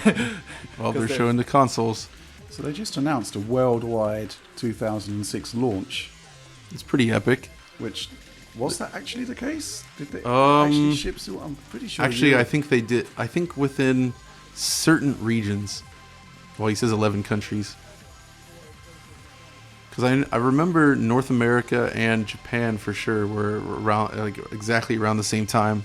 In fact, some of the games you will see at E3 on the show floor are running. So going back to the display thing, I mean, I think Microsoft maybe dropped the ball by not having HDMI to begin with, and they, obviously corrected it in time. They corrected it in time, but PlayStation 4 had it out of the box. But I got to say, Microsoft, PlayStation 3. The years are catching up. No. Well, Microsoft, they certainly supported pretty much every type of high definition display that was going. So, yes. So on my plasma, it didn't have HDMI support, and it wouldn't accept 720p or indeed 1080p from like an HDMI to DVI cable. Oh wow! So I would have to have gone through component on that one. Actually, this is a good point. So one of the issues with the PS3 that showed up at launch immediately was the fact that it doesn't have sort of hardware scaling. Right. The 360, you could set your output independently and games would just run at that res. Whereas on PS3, a lot of TVs, especially like on the CRT side, HD CRTs, they would do 480i, 480p, and 1080i.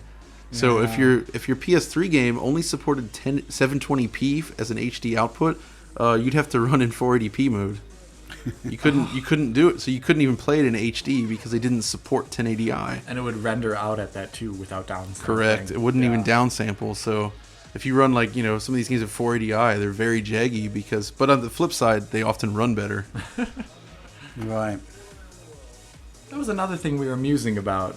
If they had kept more standard resolution for games at that point in time, how interesting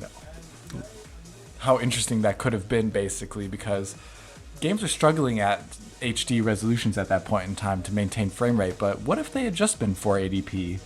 They could have looked really great and ran really well. I mean, and if you had a CRT at the time, it would have still looked really good. It's one thing that's kind of a shame in the HD transition. I guess to be fair, 480p on a CRT does still look good. Yeah, that's but 720p looks better, 1080i looks better. And these guys are actually marketing this as a 1080p console. Yeah, that's the real. Now, what's interesting is the system did launch with some 1080p games. Yeah, Ridge Racer 7 was one. 7, yes. But also Marvel Ultimate Alliance had a 1080p mode, and it ran horribly. Yes. Yeah, but it was there. Oh, they're bringing out Yamauchi. Because so every time they reveal new hardware, they have to show Gran Turismo. I wonder what it'll look like on PS5. To be fair, this was one of the better demos for PlayStation 3. Yeah, that's right. They actually did release this demo early on for the console when it was also 1080p 60. But it was not. It wasn't yet to the fidelity that GT5 would offer when it shipped.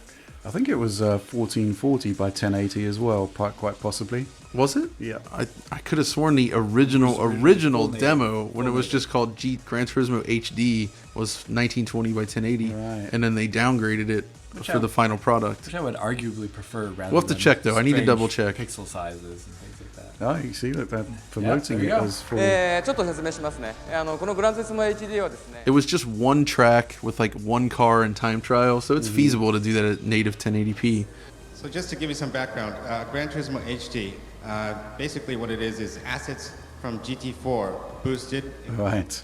Yeah. Yeah, so it does make sense. This was the thing that they always did. So they would bring over a lot of assets from previous gen and just get them running on the new system to showcase. So like the earliest Gran Turismo demos for PlayStation 2 were just PS1 assets at 60 FPS with improved lighting and effects.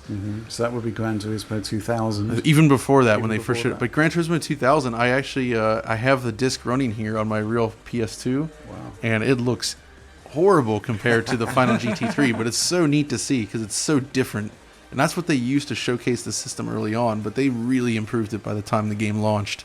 So this may be an exaggerated statement, but we feel that this is probably the first time for a household television to display a non-compressed baseband signal.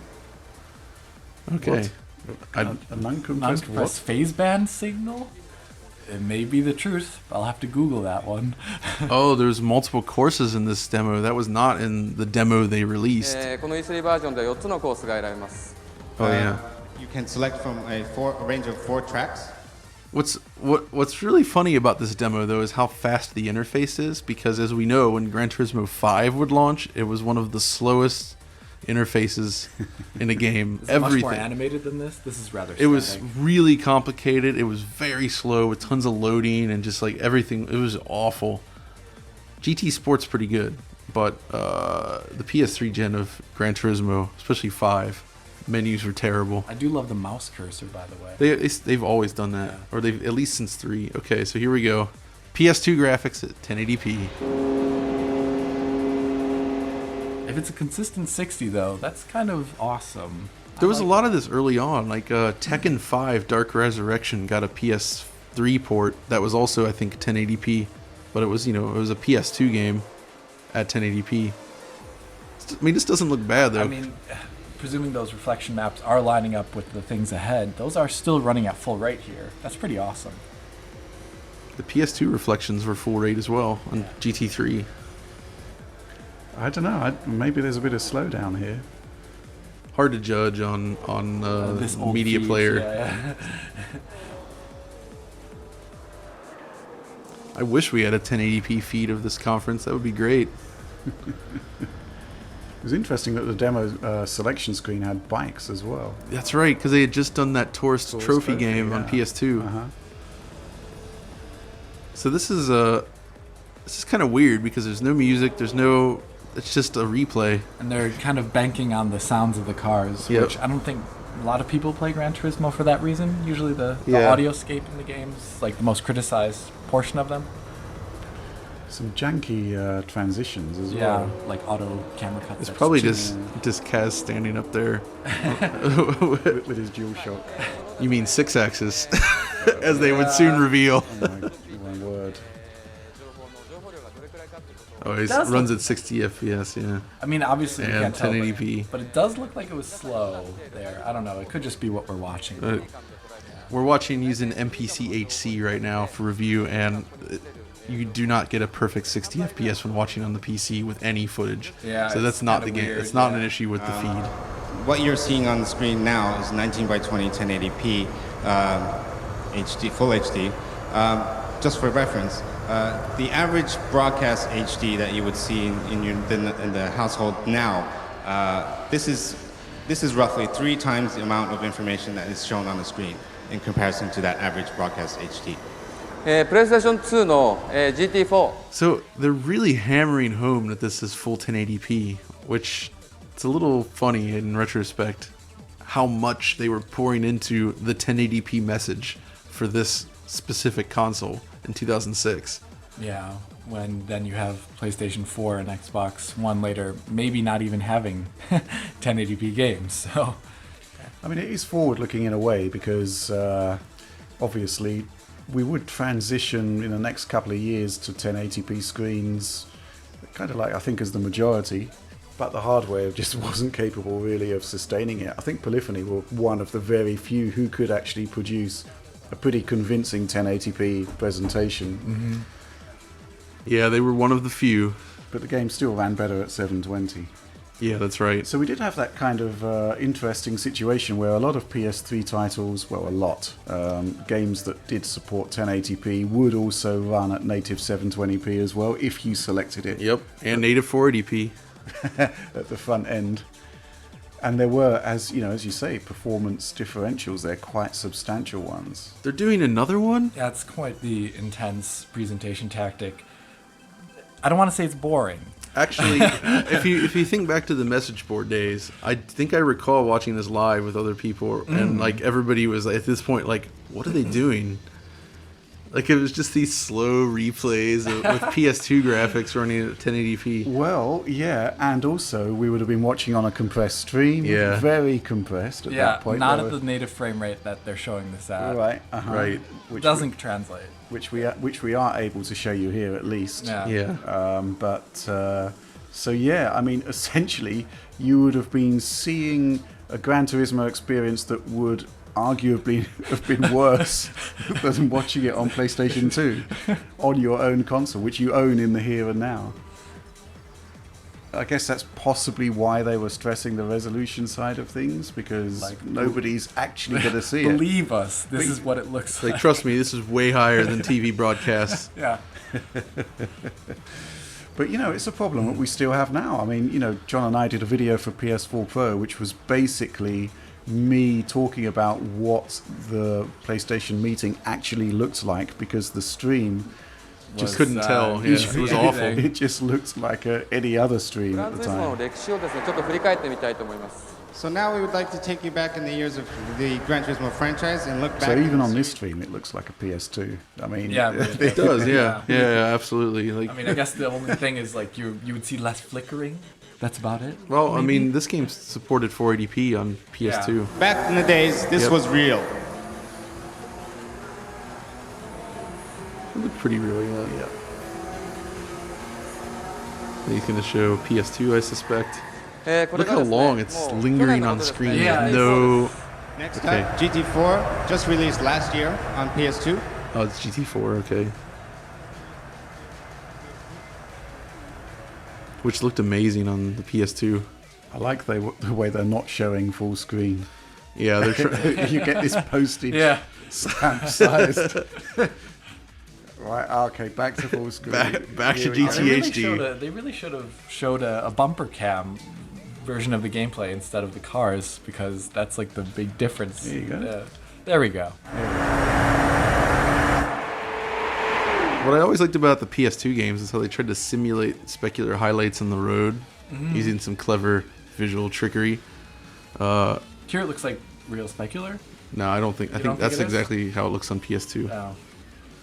So the irony is that when we actually got a full-blooded Gran Turismo game for PlayStation 3, it would still have a lot of PS3 assets in it. Oh, Yeah. that's right. They PS2 assets. they rather. did that. The premium premium cars cars. thing. Oh man, I forgot about that. That was crazy. I I mean, can't they do look believe they did hilarious that. when you put them next to each other, definitely. But it was their way of bulking up the content. It's like, well, we only had enough time to make 100 cars or whatever it was. Here's PS2 assets. They're still showing this demo, by the way, and they're not talking. Yeah. Can you? I mean, the reaction I think from home at this point, everybody was like, "What is going on?" Like this was the point when you started to realize that maybe things weren't going to go so well. It does seem like padding. It's huge padding. Yeah. No, they're not going to show. No, no. You have to look at this one. They're gonna- It's so different. They're going to show. They're showing another one. But the best part is it's like the exact same like background assets. It's just like trees and a slightly different curvature of the course. Oh, this one has It's rally. Oh, but that's not very flattering looking.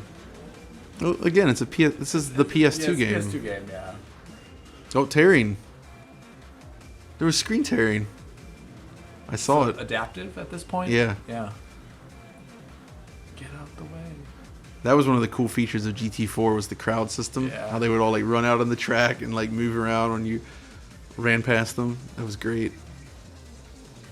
And then Forza 5 launched on Xbox One with cardboard people. Yeah.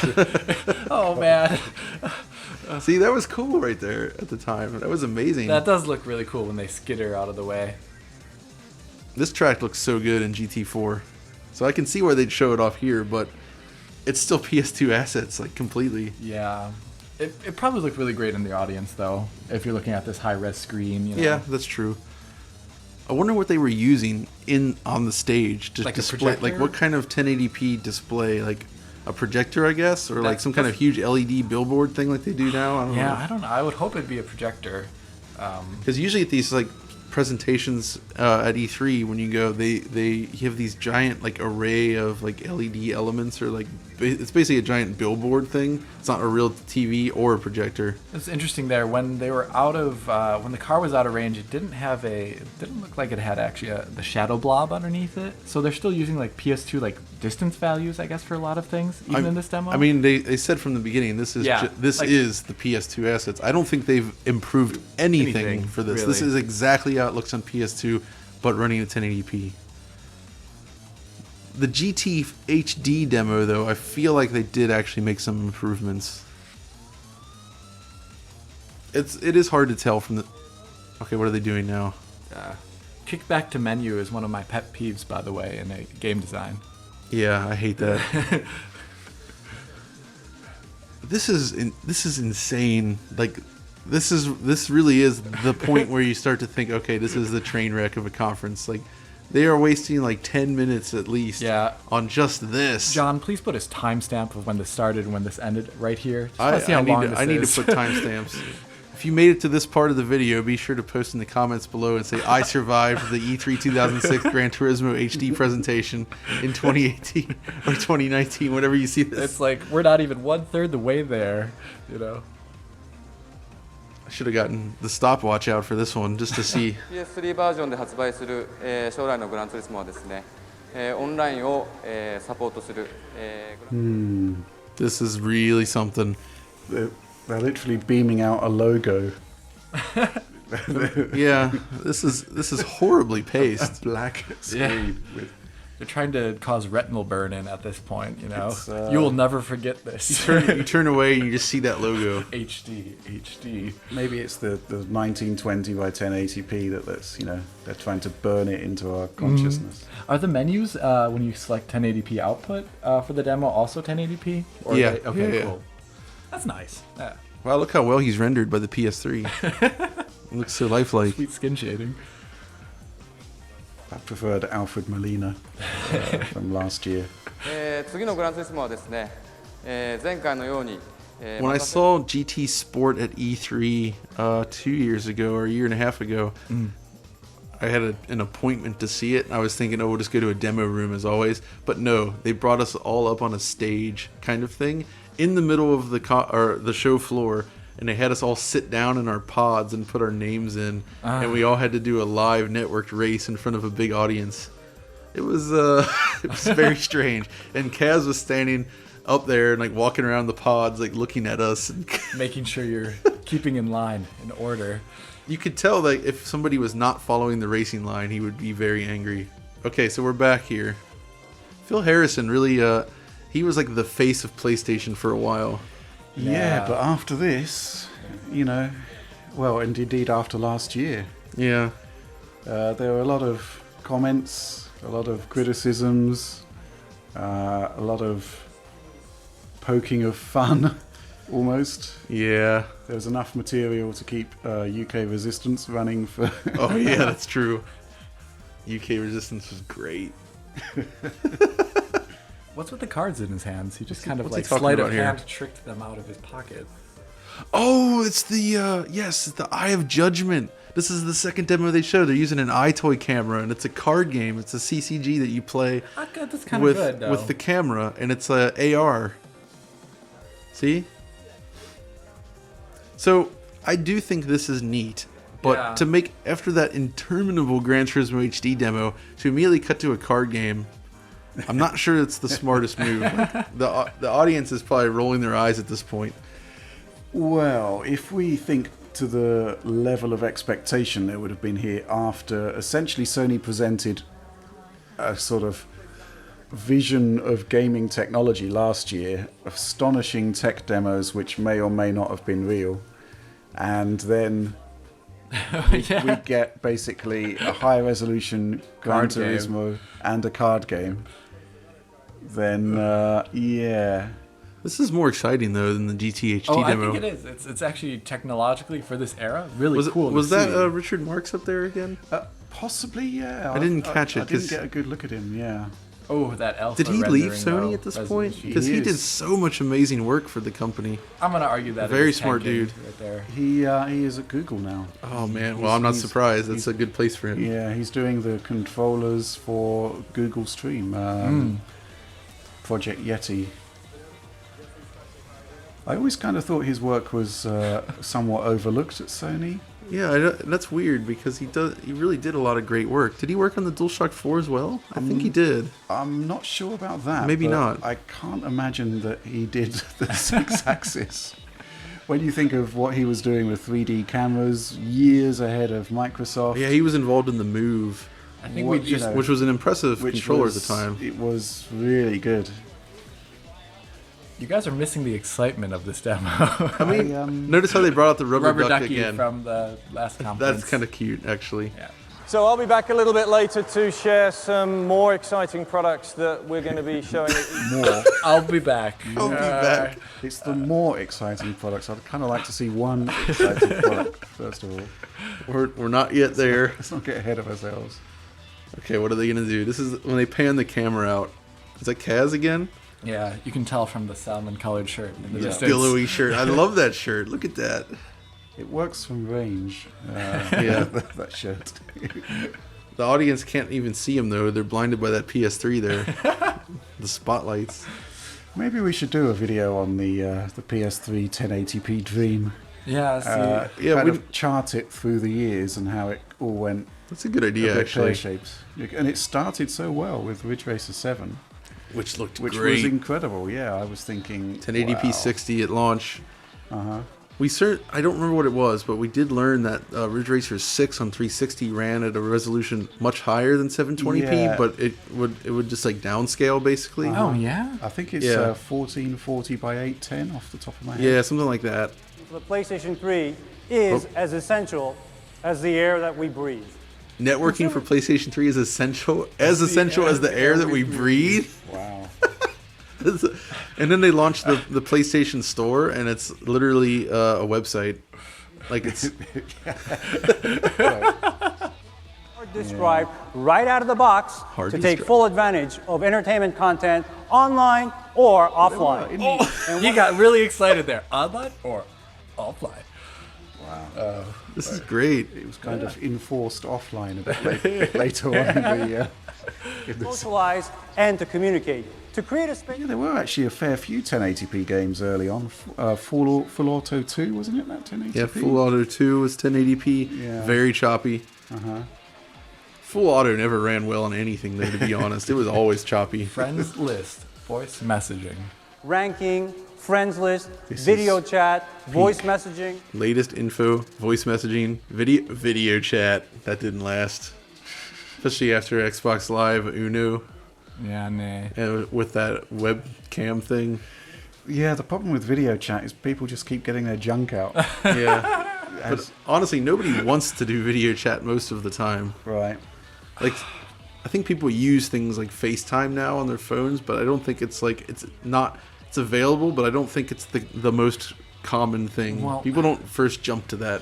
No. There's a greater time lag. The quality isn't the greatest. The purpose of seeing someone's face while talking to them for most conversation is not very necessary. It's not necessary. Whether it be games, music, movies, or others.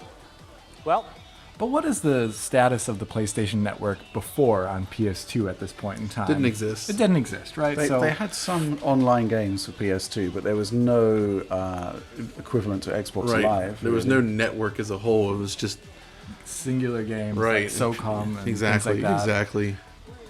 But yeah, if you go back on my PlayStation account history and everything, and you look back, like my first download ever was like the MotorStorm demo or Blast Factor. Oh, MotorStorm. Like back in early or late 2006, I signed up for PSN and still have that rolling. Oh, right here, actually running one of the first titles that was actually launched. Oh, this is important. So this is weirdly relevant to right now because we're going to be looking at the PlayStation Classic soon at the time of recording this. So hopefully by the time this is up, we'll have known how that turned out. But they're showing PSP. Okay, this is to the memory stick. We shouldn't talk over this. This is too important. Let me hit that. So the game profile will boot up directly from the memory stick. Here we go. Let's see if you can guess what the title is going to be by the way this game will actually start. As a matter of fact, this screen also brings back memories for me as well. I'm sure it does for some of you, and I'm sure you're dating yourself by saying that you remember. I don't know if you remember this particular opening. This was actually on the original PlayStation game as well when it was loading the game. Of course, I'm not a very good player even there. Game is powered by Namco. It's Ridge Racer. Ridge Racer. Remember that one? All right, so let me go right ahead. Get right into the game. Oh, this brings back memories. I don't know if it's just me, but here we go. This is great. This is it. This is it. This is so important to the history. This moment, this helped propel the meme to what we know today. Like this was like a fire starter. I can't even see it without seeing the supercut in my head of like the PSP being raised in hand and like the glorious lighting on it. Let's see if he just bumps into walls. You're dissing Kaz's gameplay credentials. Any other game or other entertainment content that's running. Now, to be fair, though, he's horrible at presenting this, but the PlayStation emulation on PSP is superb. Yeah. It's really impressive. To the point where if you connect your PSP to a CRT television, you can get a native 240p output like a real original PlayStation console. And the emulation itself is accurate and fast, so it winds up kind of looking just about like a real console. It's really impressive. To quickly add specific... So, in actual fact, it's a really decent demo, which somehow descended into into a It has to do meme. with what happened after the fact, I think. I Yeah. think the being able to play PS1 titles on the go in your hand is awesome. It's just after the fact, everyone thought about the other demos and just kind of made a joke out It's of gonna it. get bunched in there. Yeah. And it's funny the way he does it, but you're right. The demo itself is fine. I mean, yeah, it's like, in case you didn't know, he has to say it twice with like this fake level. Here we go. Oh, here, finally. Oh, he's back. Let's go shopping. Oh, I'm no. going to show you, first of all, a Oh, very no. quick look at our interface that users will get when they switch on a PlayStation 3. And this shop interface...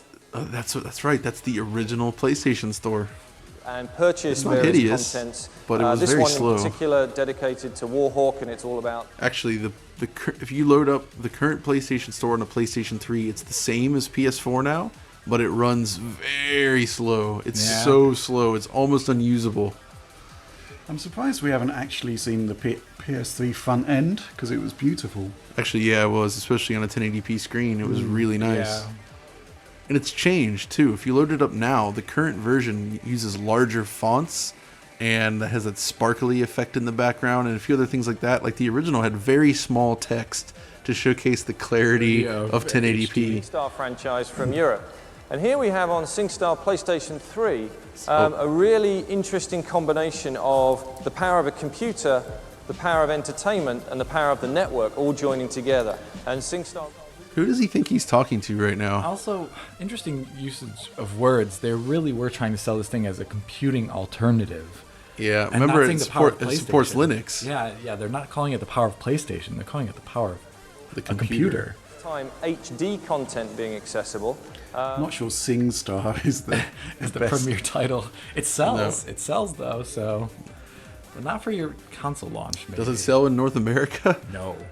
I'm sure it did all right, but not educated. Against the music. I'm going to save you the pain of listening to me sing, but I invite you all to E3 to try it out for yourselves. We're going to be showing both PlayStation 2 and PlayStation... So thus far, I have to give the conference a very low grade because we had the GTHD demo, which went on for 10 years, and then we had the Eye of Judgment, and then they went back to PSP.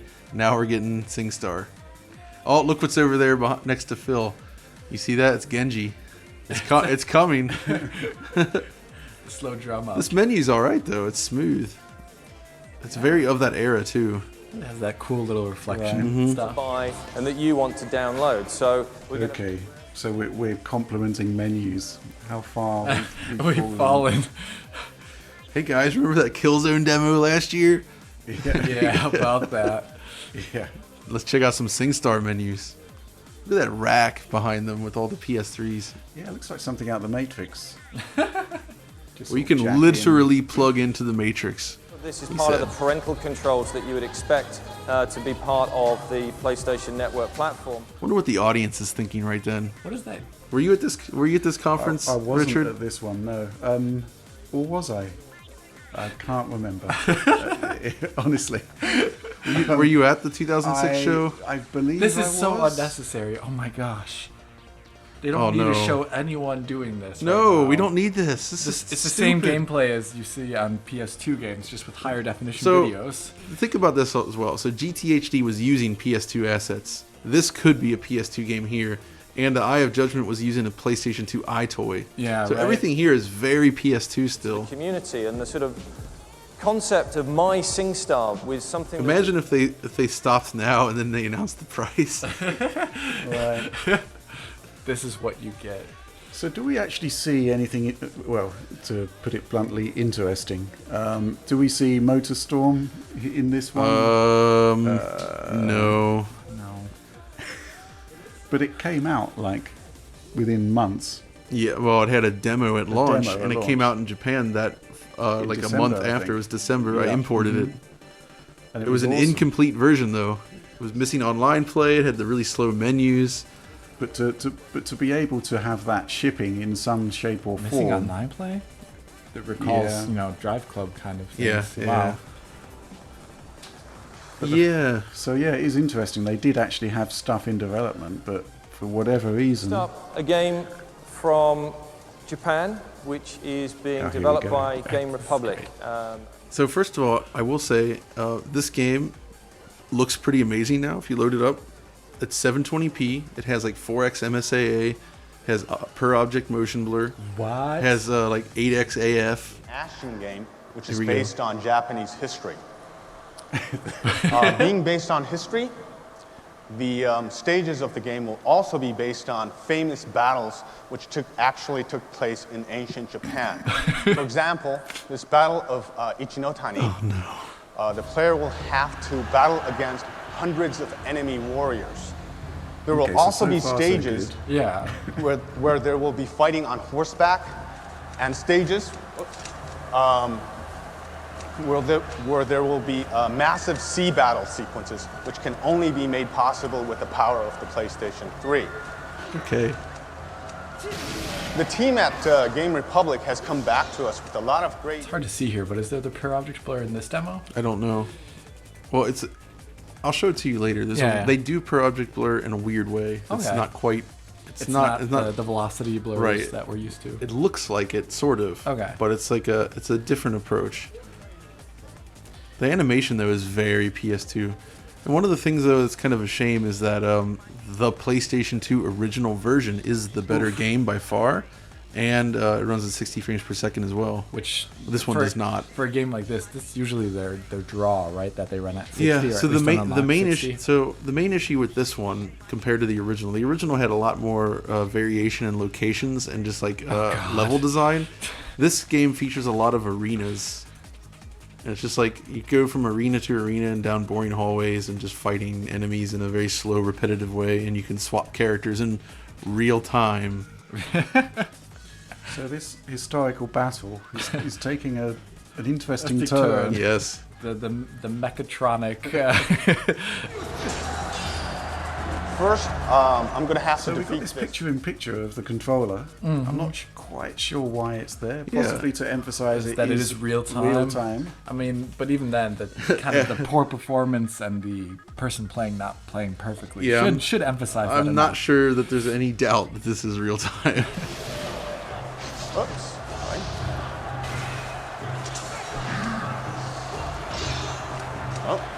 So you have a particular dislike of video with bad gameplay. Yes, that drives me nuts. So I usually try to do good gameplay in my videos. So are you quietly? Wow, that frame rate, everyone! I don't think that was on purpose. Oh, there we go. So here's this giant enemy crab. What I'll do is use Benkei here I mean, to they do say based on historical battles, based on real history. So you know. See, so what? I'm trying to give this poor guy some help here. He didn't know. He probably didn't want to demo this. Well, I want to know if that weapon you're carrying about is historically accurate as well. Big giant column, pillar. Controlling him feels terrible, by the way. Is this like tanky controls? It looks like no, it's not. No, but he's just very slow, and the animation isn't great on him. But honestly, I think the original Onimusha is better than this. I'll switch over to Yoshitsune, hop on its stomach, and you attack its weak point for massive damage. There we go. So you'll be able to find all these new different ways of playing the game. Massive damage. This version that we're showing you right now, it was especially created for this event so that the enemy characters will be killed with one blow. But you'll be able to enjoy the full version at our E3 booth. Bill, thank you very much for that fantastic demonstration. Well done on the demo, guy. I mean, fantastic demo. I don't know what else they could have shown of that game that would have made it look more exciting. Very easily. Yeah. Show the intro level. Or is that cooler one? I'll show it to you, but it's this whole dojo that's like on fire with amazing fire effects everywhere. Legendary Japan to reality 21st century style. And we'd like to show you now our Formula 1 game for PlayStation 3, but with a couple of interesting twists. So this was one of the ones that had the fake demo in 2005. Remember where they showed that Formula One game was where it had that really completely hilarious insane animation with the car spitting out. Yeah, oh my God. So this is obviously the game now. Yeah. I'm going to give you a very special demonstration of a wing mirror. So let's do a quick swap here, and thank you very much, Nino. This is actually kind of neat. What I have running on a PlayStation Portable here is an interactive wing mirror, which is actually being rendered in real time. And this is being synchronized directly with the PlayStation 3 to give you an accurate position looking backwards. They're not even showing it though. Oh, there it is. See, the thing is, it's nifty, but like any sort of dual screen game, it's a distraction. This was a bad idea, but it's a neat tech. I don't think this ever actually shipped in this way. Right. Like, that was my question. Like as soon as you have to look at the screen to the left, or right of you, or above, or right next to you on your couch, or something like that, you're just not looking at the game. It looks cool in this presentation, but it's so useless.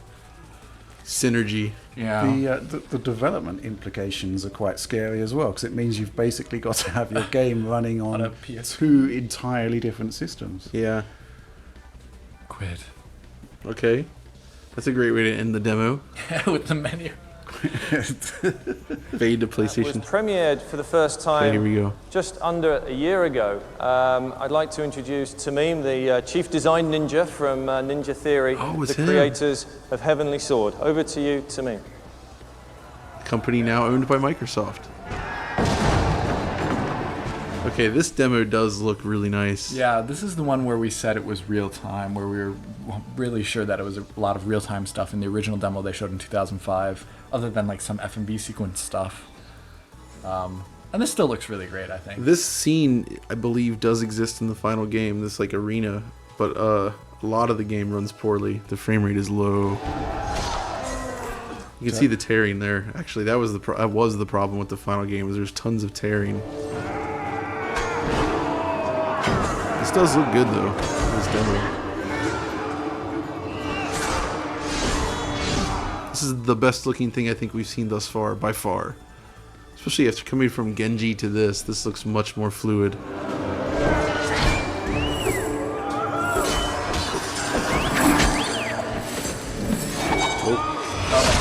Look at that. What about those floor textures? Is that Palm? No. That's just normal maps. It's hard to tell in this video feed. But when they did go kind of like low level with it, it didn't like distort on the ground. I think it is just a nice normal map. The full game does not have Palm, I don't think. With a lot of contrast in it, so it looks good on a screen. To the AI of all the characters, and this allows us to get a really rich gameplay system, which we encourage you all to try out for yourself when you come and check out the game at E3. But let's see Tamim do some more mayhem here. Let me just interrupt really quickly. Yeah. More mayhem, please.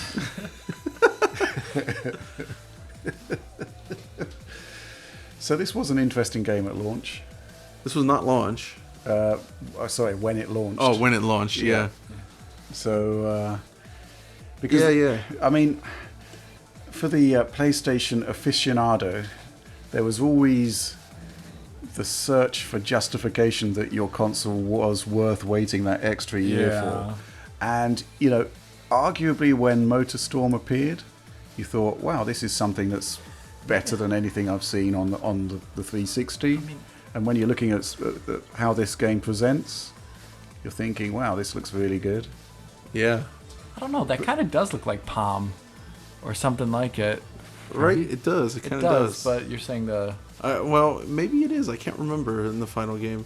You have a history of recently guessing usage of Palm incorrectly, Alex. So yeah, I'll never let myself down for that. But. I do have this game, yeah. Hopefully I actually have the disc, because I opened the Lair case the other day and there's no disc in there, so it's somewhere. Just like Lightning Returns. I must have them in a disc wallet somewhere for some reason. I'm going to be the person who says showing off QuickTime events is very of this era. Like, I think a couple years later, if you did that in a game demo showing off QuickTime events, you're going to get skewered. All right, Tamim. It's the first smile I think we've had from Phil Harrison.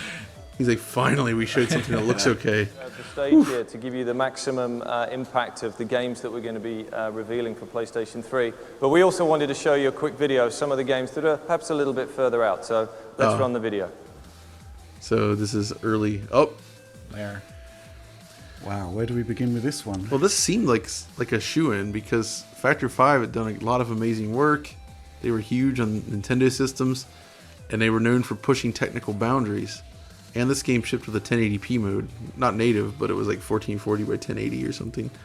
So, do you think this game just suffers under the control implementation the most? Or is it something else? I actually think I don't dislike this game. It does play a lot like Rogue Squadron. And they did patch in fixed controls. In the fact, well, in the sense that they patched in traditional analog controls. So that is an option, but when it launched, it was motion control only. Yeah. And it was very weird. Is that actually the game? I think that was CGI. Right. Hard to tell from this feed. I mean, the game does look very impressive, but the performance is not optimal. Oh, what's this? One studio. Oh, this is that thing that never shipped. Yeah, the Getaway. Pseudo sequel related thing. Yeah, again, I'm not sure if it's real. I'm gonna say no, just because that's decadent detail for the era. Too much. I don't think that's real. But if it's just a closed demo with no AI or anything, then it's fair to say they could have done that as a real-time render. Yeah. This isn't a game. Yeah. Because the demo last year was weird in that it had tearing. Oh, yeah. So, yeah, it was real-time on something. The original Getaway, though, is very interesting to look at now because they were really trying to do a lot of realistic things. It was slow-paced, you know, there was like almost no HUD. You had to rely on turn signals to know where to turn it. That's kind of cool, actually. Yeah. Yeah. Oh, This again. Afrika. This did ship. Yeah. Yeah. Which is basically kind of like photo mode the game, right? Yeah, you go around in a Jeep and you take photos of things. And it is 60 FPS? I don't think so. Okay. Not in the final. Maybe. I don't think so, though. Photo mode. Okay. Well, that's what I remember. Honestly, you launch photo mode the game now, and I bet people would appreciate it more. Yeah. Because photo mode's a big thing. Mm-hmm.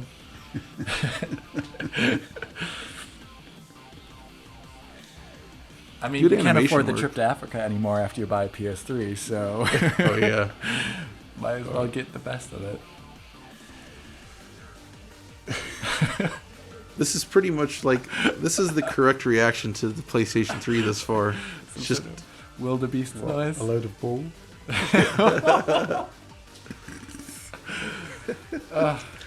So, somebody somewhere put this trailer together and said, "This is the future of game. This is how we're going to showcase." It does seem more like a '90s title. a little bit, but Yeah, this does seem like 2006 era Sony. Yeah. It seems like something Microsoft would put on a CD-ROM. Yeah, oh, that's this is going to exactly be what I'm thinking about. Minano Golf. This has got to be that, yeah. So this was a 60 FPS See, title. I don't recall this at all. I think it was 60. Okay. Yeah, this was 60, yeah. Yeah. They're still making these games now. They're good. These Yeah, are they're fun great. golf games, yeah. I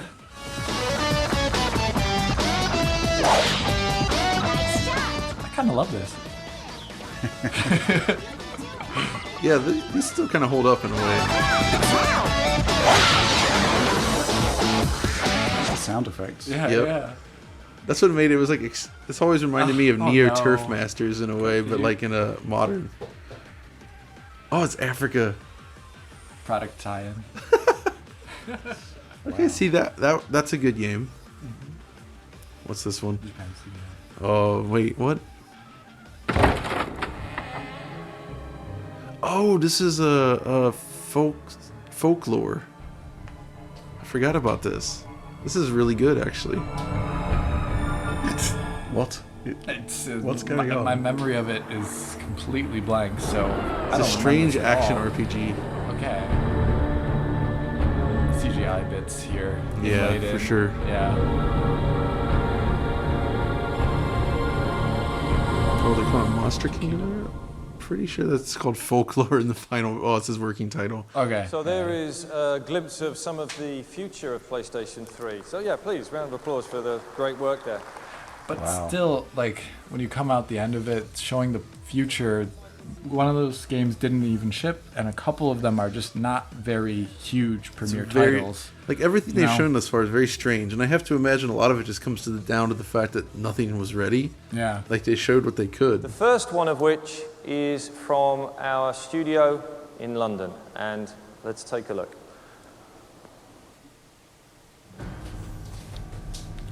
Phil just kind of looks despondent. He does, yeah. Looks, you know, almost ashamed. So is this 8 days or whatever? Or? Yeah, 8 days to Vegas or no. What? No, it's just 8 days. Just 8 days, I think. Yeah. This is totally fake. I think this looks really fake. One, the camera, the motion blur. Everything about this is fake. I don't even know if it's running at 30. It kind of looks like a 24. Yeah, it looks like they're trying to be 24 FPS and they're showing fake gameplay. Did you see the HUD there for a second? Yeah, this. Look at that fake HUD. Detail and everything. This is. I find this. This is actually. If they showed this at 2005, this is insulting though. Yeah, this is pretty bad.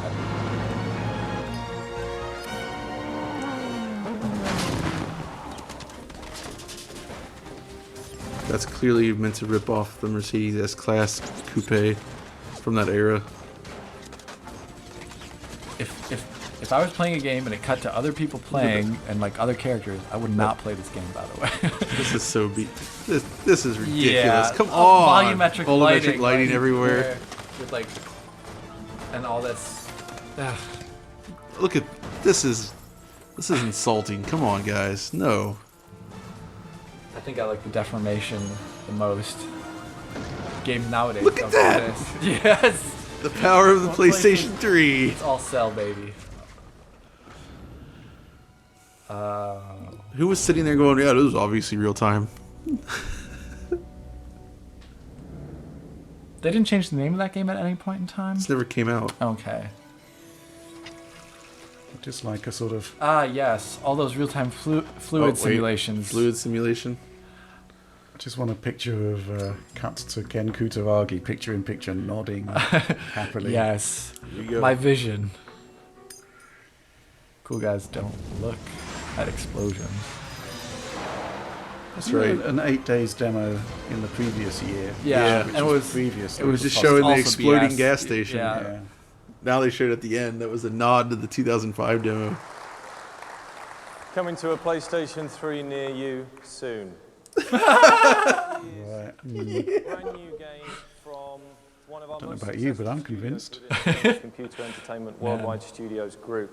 And this is a developer who, since their first game back in 1996, has shipped over 40 million units. Yeah, like no pace, plotting, bored sounding. Bored sounding and almost a hint of self-loathing. Yeah, what have I done? So this is actually kind of cool. But... Oh, it's Uncharted. Yeah, so yeah, that's... And this demo looks quite different from the final game, but the final game kind of looks better in some ways. And yeah, it should, for the most part. Probably the only thing, like, since they're showing a lot of, like, intimate close-ups here for some things, like, maybe the assets will be a little bit, like, higher poly. But clearly the Uncharted 2 and 3 look dramatically better than this. Yeah, like it's not even close. How they came a long way. The lighting looks really flat here. Yeah, it does. It looks very flat. If you do technically play this game on PlayStation 3, it still looks pretty flat because it's like pre-SSAO. Yeah. It's like, you know, there's a lot of techniques that Naughty Dog would use in later games that are just not here. Yeah, they hadn't developed it yet. But it still has pretty good textures. I think that's one thing I always liked about Uncharted. You know, this is still kind of using like their approach to animation that they had in the PS2 era, I would say. Yep, exactly. Like where it's pretty cartoony looking and like a different type of exaggeration. It's not like Pixar style, you know, CG film exaggeration, but like a little bit robotic. So for our final demonstration of this section of the presentation, I'd like to welcome to the stage Mr. Ted Price, the president of Project I8, which I think is now going to be called Resistance here. Resistance: Fall of Man. Right, and we saw this last year Yeah. in another very suspicious looking. It looked really suspicious then. It had terrible frame rate issues in that demo. Yeah, it was weird, but it was unlocked. But it also had like assets and things like that that didn't look like they were from the game at all. If this is a 1950s that Good old Ted. They do great work there. Also, another ill-fitting shirt. Yep. Billowy. mankind at the hands of an unknown species. This scourge has obliterated populations across Asia and Europe. And in the game, you take the part in the last-ditch efforts to save the last free state in Europe, England.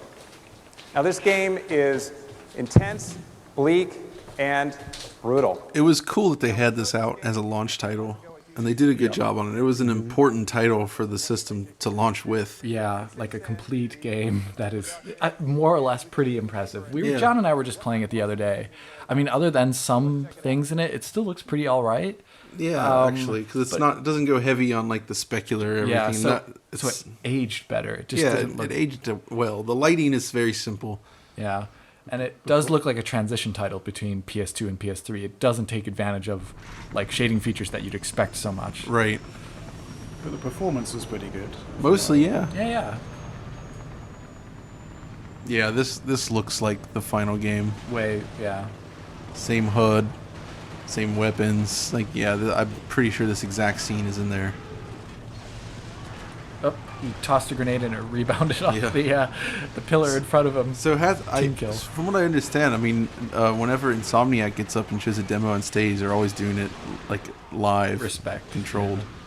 I remember them saying for Resistance 2, they had such a narrow path they had to follow to avoid crashing that everybody's like, you know, gritting their teeth the whole time.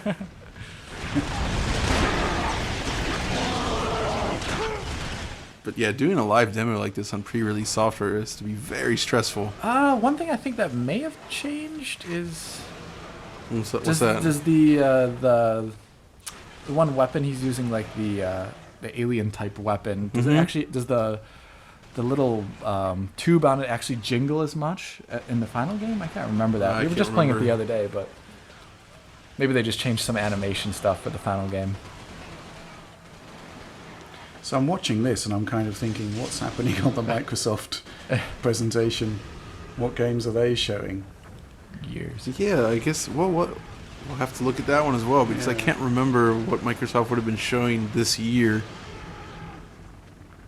Because the 360 was out and already impressing people. And this at this E3, I think they released a demo for Lost Planet, which looked better than every single thing shown at the PS3 conference. That was a funny thing. We were kind of musing about the explosions in this game when playing it. We were like, but then Lost Planet came out, and those explosions still arguably look pretty great. They do, and it has per object blur. Yeah. It was a beautiful game. But typically you see at 2006, you know, you'd see the games that are likely to appear in 2007, which was a really good year for the 360. So I am kind of curious now to see the context of the whole thing. That year head start for Microsoft was huge. Massive, absolutely massive.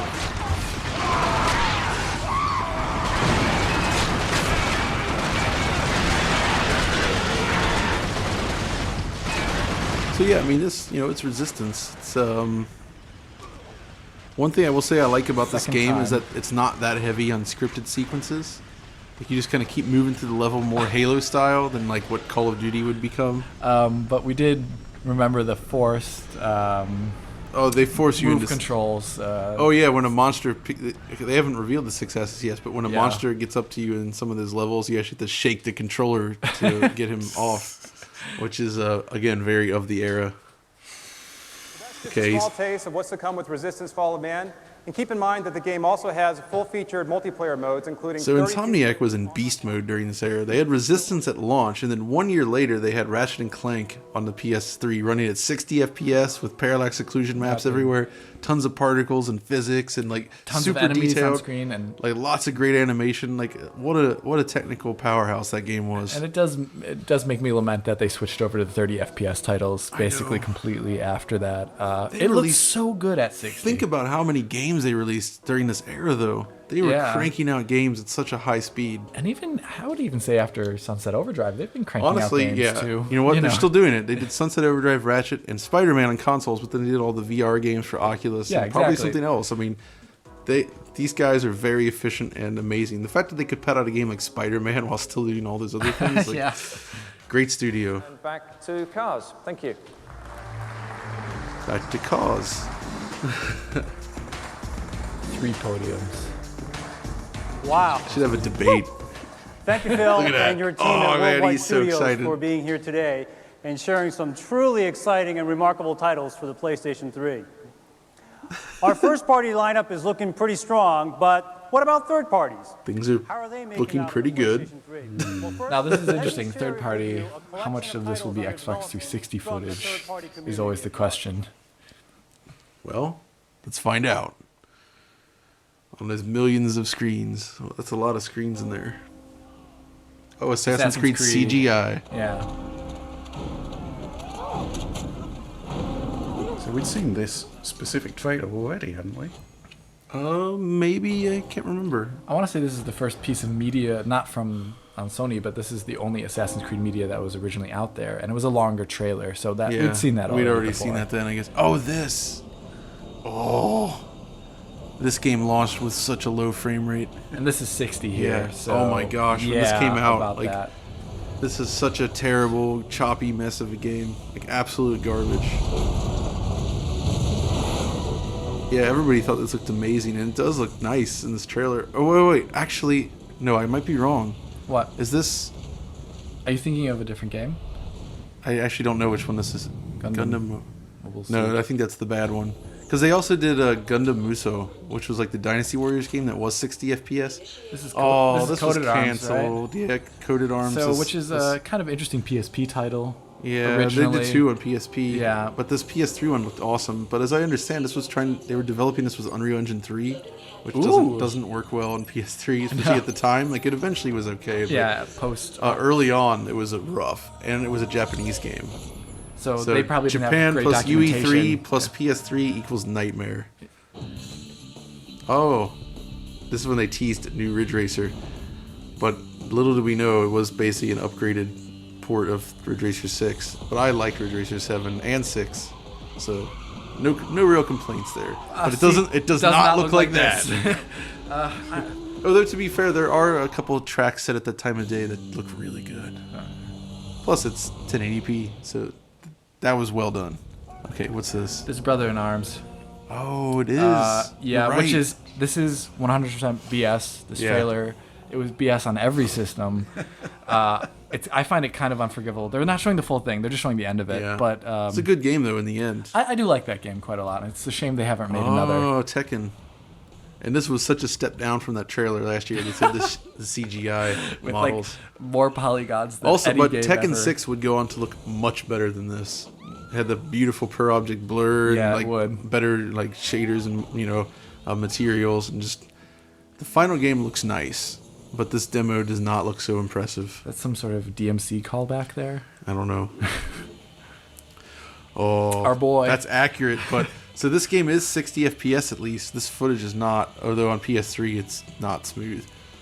Oh god, this was before the disaster happened. Yeah. At the time I was thinking, this is my launch PS3 game.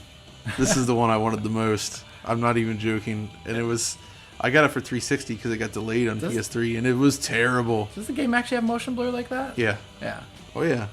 This engine looked great in some ways, but the game was just unfinished. Oh, Virtua Tennis. I think this is I think one of these got a 1080p release. Yeah, I think it was Virtua Tennis 3. It was 1080p. Yeah. This still looks great. Look at this. Like, just the art and this. The game is 60 FPS. This footage is not, but the actual game is definitely 60. Yeah. I love these games. It was great on 360 as well. I played so much of the original on Dreamcast, though. I could even play on the VMU. I was good at that. Okay, VF5 looks like this. I had played VF5 at the location test in Japan when it first was revealed, and it looked amazing, and it does look amazing here. Like the lighting and the choices of it, I think it's a great looking game. Even now, it holds up.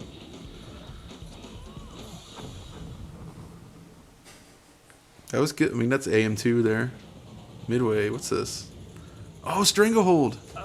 Unreal Engine 3. I wish this game was better because I really love hard-boiled Yeah, kind of films. I think it's okay. Yeah, I thought it was a good game. It's good, but not great. It actually works out okay. Oh, on PS3.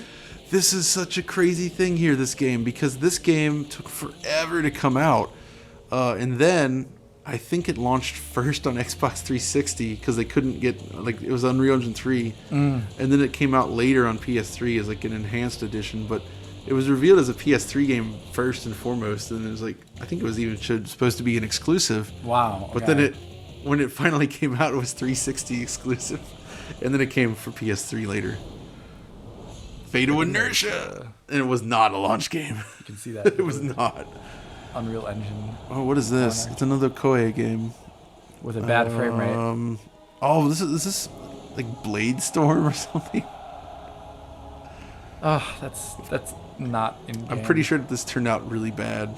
It's the power of the cell. I mean, they're showing segments that are running really poorly at this point. Yeah, but then also Blade segments Storm, that, the 100 Years War. It was not a launch game, I don't think. No way. Oh, is this Gundam Muso? If this is what... No. Oh, no, this was Armored Core 4, which looks phenomenal, but it runs horribly on PlayStation 3 and much better on 360. Like, the 360 version's solid, but the PS3 version is terrible. But it's a beautiful game. This is From's engine. They would use a lot of this with Dark Souls or Demon Souls as well. You can kind of tell, right? Yeah, you can see it in there. Their approach to rendering this gen, I really liked it back then. Like they went for this like really like overexposed, like kind of gritty, grainy look that was cool. Woo! All right. Woo. Round of applause for... I mean, that was actually a good lineup of games, really. Like, some cool stuff to show, some fakes. This company back onto our stage. What's this? They have been a staunch supporter of the PlayStation format. Gonna be Electronic Arts, I bet. We are truly inspired what they have under development on PlayStation 3. Ladies and gentlemen, please help me to welcome back Electronic Arts Chairman and CEO, Larry Probst. Larry Probst. You guys ready to talk about sports? Because we're going to be sportsing all day. Let's throw some footballs. Thanks, Kaz, and a special thanks to... Oh, gosh. Wow. ...and our colleagues at Sony Computer Entertainment. He looks like Preacher, but like old. Yeah. Doesn't also look happy at all to be there, but... To be fair, only Kaz looks happy. Everybody That's else true. Everyone feels like completely out just of it. Mortified. Today at EA, more than 1,000 people are exploring, experimenting, and developing games for the PlayStation 3. So this is interesting. This was 2006, right? But this was just before the creative years of Electronic Arts, where they were putting out so many interesting and beautiful titles. and cool titles from new teams and like Mirror's Edge and Dead Space and things like that. Like it was a really cool time for EA. I do yearn for that era. And even their sports stuff, like, you know, Fight Night looked phenomenal at the time. And I think the demo was out on 360 at this point. Yeah, it was. And looking insane. Plus they had Burnout Paradise being worked on at this time that would come out in 2008. Like that was huge. Team is excited about the early work on PlayStation 3. Let me start with a side-by-side comparison of last generation and next generation. PlayStation 2. This is a good way to get people hyped, I guess. Last gen versus this gen. Sports are about anticipation. The question is, are they going to be showing PlayStation 2 versus PlayStation 3 or PlayStation 2 versus 360? Or is it just fake? That looks like a... What the heck? This just looks like some kind of rig test thing. Yeah, it does, but it's like obviously like frame it's got rendered like out. smoothing. Yeah, it's like been rendered out. So what are they trying to say about PlayStation 2 here? Like that the character cannot do anything. 1,000 yards You can there. basically sort of rotate on the spot. Attitude, confidence, and style. We also know that That looks like a pre-rendered demo for sure. Yeah, it is for real. But you know, like I don't know. I think the idea of the character looking at you is something, you know, games have been doing for a while now, but probably with less body awareness there. I think the biggest issue here for EA and Sony was when the PS3 launched. You remember the year it launched, the PlayStation 3 version of Madden ran at 30 frames per second, while on 360 it was 60 frames per second. And it was it was not good. That happened with Call of Duty as well. Call of Duty 3 launched on PS3 at 30 FPS, was 60 on 360. Like, you see those two titles like that, and that's arguably a larger gap than we saw with Xbox One versus PS4 at launch. Like, half the frame rate. Full 360-degree movement with body lean. They feel alive. They're more responsive. The PS2 doesn't look... I mean, I understand what they're trying to show there, but in practice, it doesn't look that jarring. Let's see how it's running live on the PlayStation 3. Because they interpolate, I think, between the different Let's step into the practice gym of NBA Live 07. To the Matrix. Okay. Plants and explodes out of his turn, generating a quick first step with the ball. I mean, that looks okay. That looks realistic enough. Like, all right. Looks like a work in progress, like demo court. In action. We've got Dwayne Wade They need to from work the on Miami. their cloth physics. Yeah, though. they are going out in and out a bit. Didn't wasn't it the other NBA series from like 2K? Yeah, the ESPN style ones. I think EA really struggled with basketball games for years, didn't they? They were the ones that put out like what was it like NBA Elite or something? The one that got sent to stores and then canceled. Oh wow! The finished. You know about that? No, I don't. Where they put out a demo for this, I think it was NBA Elite, and it was so bad. Like everybody, the joke was that the models would reset to the T pose all the time, and so they just show them like standing out there and move around the court in the T pose, and then those videos kind of went viral, and so the game had shipped to stores and was getting ready to launch, and Electronic Arts recalled every version of the game and canceled it outright. So they finished the game, and they decided it was so bad that they would just not even try to sell it for anything. After disc production. Even after they'd already produced the discs. Next up, thank you. See, that was some non-forced clapping. Yeah, That was good. Yeah. There has been an alarming amount of requests for applause. Yeah, earlier Kaz coming on. Early work on PlayStation 3.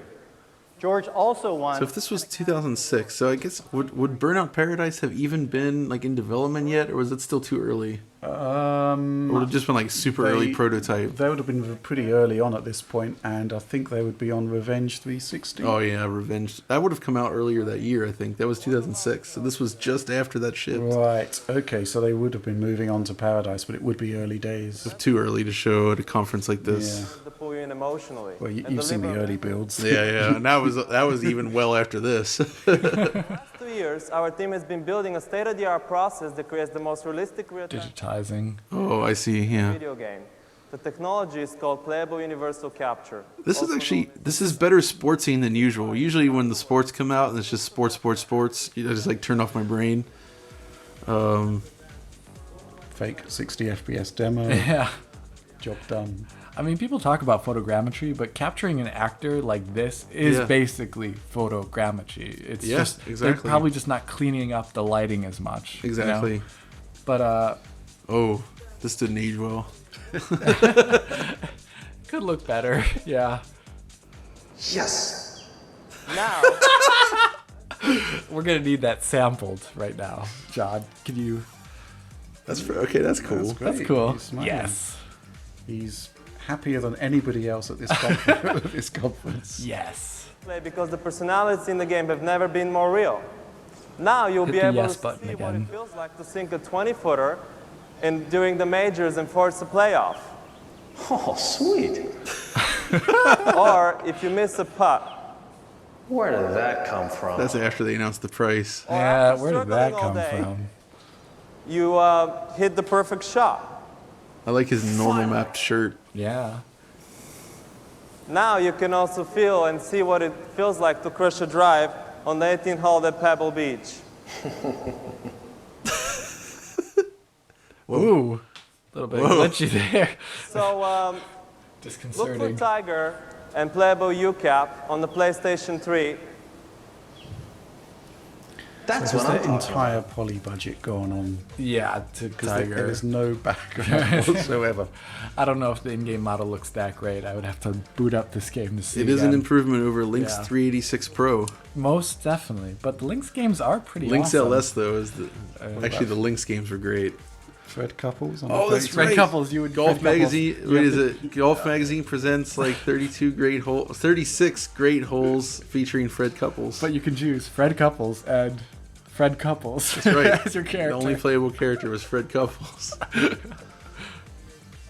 That's a completely different time when you would license a person for a game and Tommy have Lasorda, Joe Montana football, and only have them being the only Yeah. thing, and everyone else is just a generic, football person. or everyone else is the same. Everyone else is the exact same.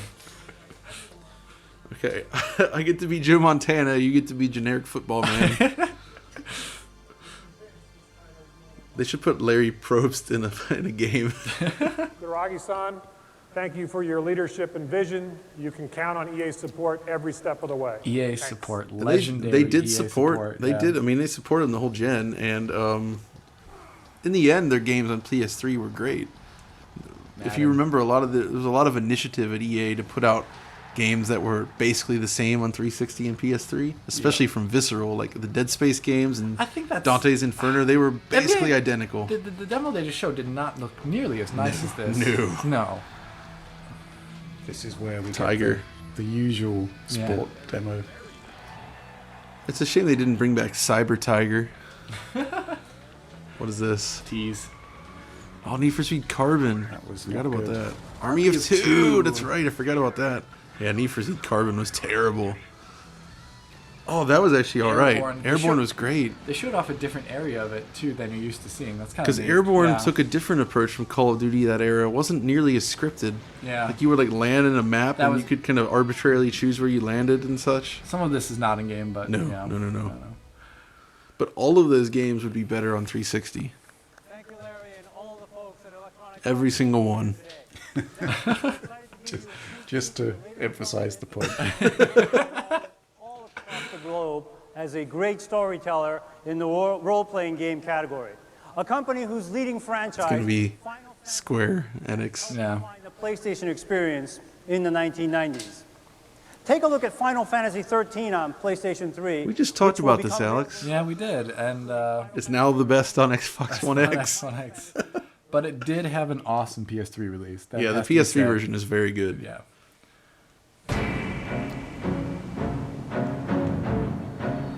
This is from the CGI intro. Yeah, but Square always shows CGI Yeah, I know, when they're I know, releasing I know. games, and people still The thing go is, wild. for 15 though, there wasn't a lot of CGI in the game, so No, it would be unnecessary because the character models are generally so great. There's just like a although little bit in the intro, and they show his father. oh wow, yeah, when they re-revealed FF15 though, they first showed footage that didn't really end up in the final game. Okay, this is mocked up, but it's not that inaccurate Yeah, in compared terms to of what how the happens. rendering looks. Like, Yeah. That's well, BS. That was BS. But yeah, it's not that high quality. No. This is one of the stages in the game for sure. Stages, I say it's an RPG. But when I think of 13, I think of it like stages because it's like, okay, go to the third stage. But there's some bits in here where, are there really projection textures on that stage for like the shadows I from the can't things remember. above you? I can't remember. Okay, like there's her hair is not nearly That's as pliable. CGI. Obviously, this is all CGI. Oh, they tried to duplicate But they that did in try the and do engine. that, It runs yeah. at 20 FPS on PS3. That, as I said in that video, that was one of those ones where I was like F5ing away, waiting for the Digital Foundry article on Final Fantasy 13, waiting for the verdict. Game designer and creator Hideo Kojima of Konami. The video you're about to see. What a weird thing. Like, this is Metal Gear Solid 4, and this is the one that just, it's never moved from PlayStation 3. It's there forever, it seems. Like, it doesn't seem like it's ever going to be ported. I think it's also kind of like on a Frankenstein kind of engine. Yeah, where, I think the engine is just kind of probably a mess. I don't know if they've kept all the source code or who could even work on it, or it's probably something just lost to time in a sense. It's a weird looking game because some parts of it look very good, but other Yeah. parts look very poor. That looks, but that's the final game runs in that area also very similarly. Yeah. No, this is what the game looks like. This is very accurate to the final. This looked worse than the previous year's demo. Yeah. The frame rate is better than this though in the final game. That is much lower here. That is terrible. Yeah, it is. It definitely doesn't run that slow. This was one of the first games that I ever tested for frame rate analysis. Yeah. and you would just get a number back. It was a DOS prompt that would scan an AVI file. You get a number back. Wow. As an average? An average number back. And it came back as 21.7. Oh, no. And I just thought to myself, wow, if publishing this would be incendiary. So the problem with this game is it was a double buffer VSync setup. Yeah. So like it would often go, when you get drops, it would go to 20. Yeah. And if you were in small areas, it would go to 60. And again, the final game runs better than this demo, most certainly. It still has some nasty slowdown, but this is way worse. Which also suggests this is real. Like I think that is captured from their current state of development. But you remember the first demo at TGS, which looked better than this, ran at 60 FPS on a PC. On a PC. Yeah. So when you saw this, it's like, okay, this looks good, but not as good as what we saw last this year. seems running all right. I really hope that Bluepoint are just taking a look at the Metal Gear games. Oh, what They would be so they great. said that their next project was their most ambitious yet. What if they're remaking Metal Gear Solid 4? Oh, I never even thought of that. I mean, I don't want to get my hopes up, but that would be like that would be so great. They could essentially go back and fix the game because they said they wanted to make gameplay changes.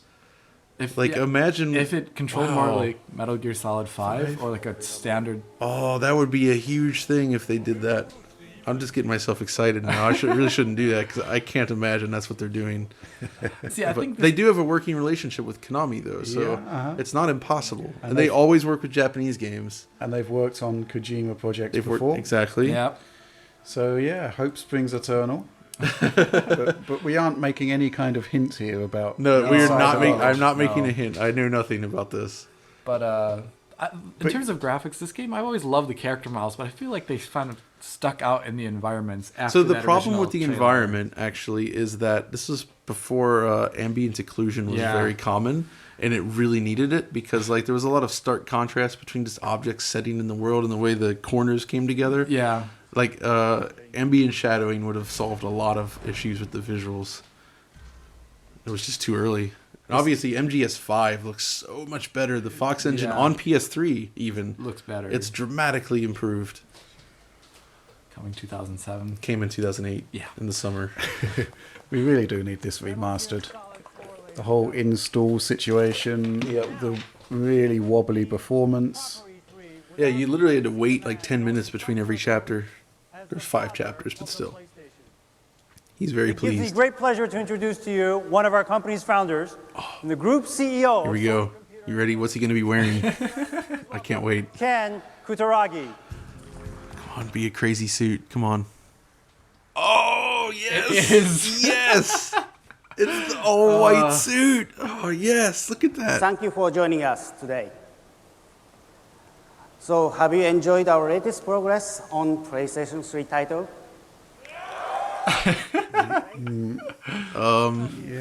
Sorry, Ken. Excited to see so many great titles that are under development for PlayStation 3.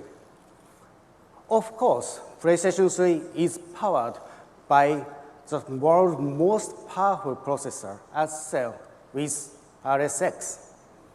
But I have one more big thing. So I read that book that you recommended, John, The Race to yeah. Make a New Games Yes. Machine. Ken doesn't come out well from it. No, he does not. So essentially he caused a massive re-architecting of the cell just because arbitrarily he decided it should have 8 SPUs and not 6. Because he said like it was beautiful. 8 is beautiful. 8 is beautiful was his reasoning to the There engineers. was nothing that IBM could do about it. They had, and the IBM were going to fabricate the chip, and they were expecting massive profits from it. But because the chip was now bigger, it ate into their profit margin significantly to the point where the author of that book, who was there, who did work on the chip, was kind of suggesting that There it is, by the way. They dropped so much money that kind of prompted them to take the Microsoft. Yeah, contract. exactly. Plus, it's 7 SPEs in the final because of the they had poor yields or something, so they were like basically shutting off one of the SPEs. Just and another one was used for security. Oh, okay, yeah. So, the developers ended up with 6 usable ones anyway. But this is, they're talking about SIXAXIS now, right? Okay, so first they're saying, we didn't do the banana controller is what he's trying to say. He hasn't shown the motion control yet. This is he just literally showed it. It looks just like the PS2 controller again. Like, that's the point. So, look, they're going to set on the table. Very familiar controller. They're saying it looks the same. Look at Ken with his arm, like, man, the hand in the pocket. He's so casual looking. Yeah. This is amazing. But since he's not on stage, he looks half the height here. Well, I think Phil is also very tall. Very tall. Clearly, a little secret is waiting to be unveiled. Look how Phil's getting so excited. You aren't ready.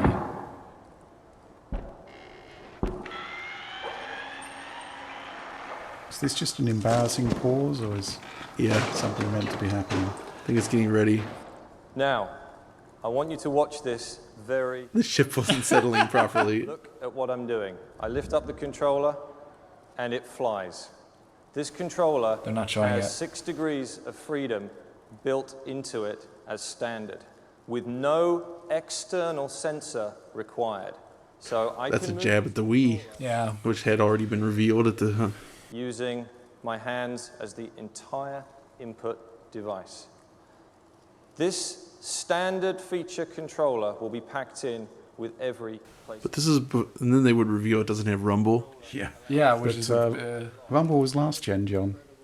Didn't you get the memo? Yeah, and it was all about not paying some fee that they wanted to get out of, essentially, at the time. When they were trying to spin it as if, it's it's really just a money thing. But there was enough complaint that they put it back in. And Metal Gear Solid 4, the PS3 that it shipped with came with the DualShock 3. They revealed the DualShock 3, and MGS4 had rumble. It's wireless, and I think it's in our Sony rulebook that whenever we introduce a new piece of hardware, we have to use a duck. So here I wish they would show the duck. Yeah. Of the duck, and you can see me moving it around, but I've also got more movement as well, where I can toss it up in the air. Just a tantalising hint, some water deformation. X, Y, Z, and pitch, roll, and yaw lateral motion. Now this controller, in being Bluetooth, being wireless, is maybe they're embarrassed to show it. I mean, after all, the SIXAXIS was, I think, how can I describe it? Lackluster, poor, bolt-on implementations that actually got in the way of enjoying the games. Yeah, we'd see that later. With admittedly, though, working the motion steering for MotorStorm was pretty fun, but that was a rare exception. I guess the cooler thing is maybe Killzone 2's implementation with the sniper rifle isn't too bad. If I remember. I think you can slightly. Yeah, that one's not as bad. There's some games that used it, but when it's just like Resistance is just jiggle the controller right now because you have to. That's terrible. Yeah, and balancing across planks on Uncharted. That was terrible. Which was just truly a fantastic innovation that is really going to add to the PlayStation 3 success story. That was really convincing, Yeah. Really successful.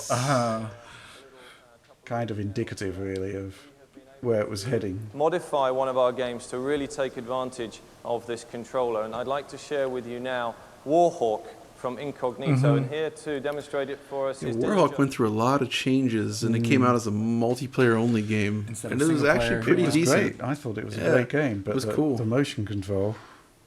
Was it optional, motion control? I think it was. I'm pretty sure it was optional. I think you could do analog stick. Plus, I think Warhawk shipped with a microphone. Oh, that water was amazing at the time. I like the clouds, too. It was a lovely-looking game. Yeah, they're lit by the sun. Yeah. Actually, wow, that does still look pretty good. I think it had split screen as well. In fact, it did. Wow. Split screen, you could take 2 players online. They're way overdoing that. Here's the thing, though. These stage demos, if he's playing it live like it seems to be, there's a lot of lag there, latency. So when you add in the latency between the control and the display, but then you add in the 6-axis latency, and the lack of feedback, I can imagine this being awful. Yeah, I mean, yes, but the mixing desk could also be adding lag as well. Yeah. That's what I mean. The mixing desk would add lag. There's that lag as well. Worse, right.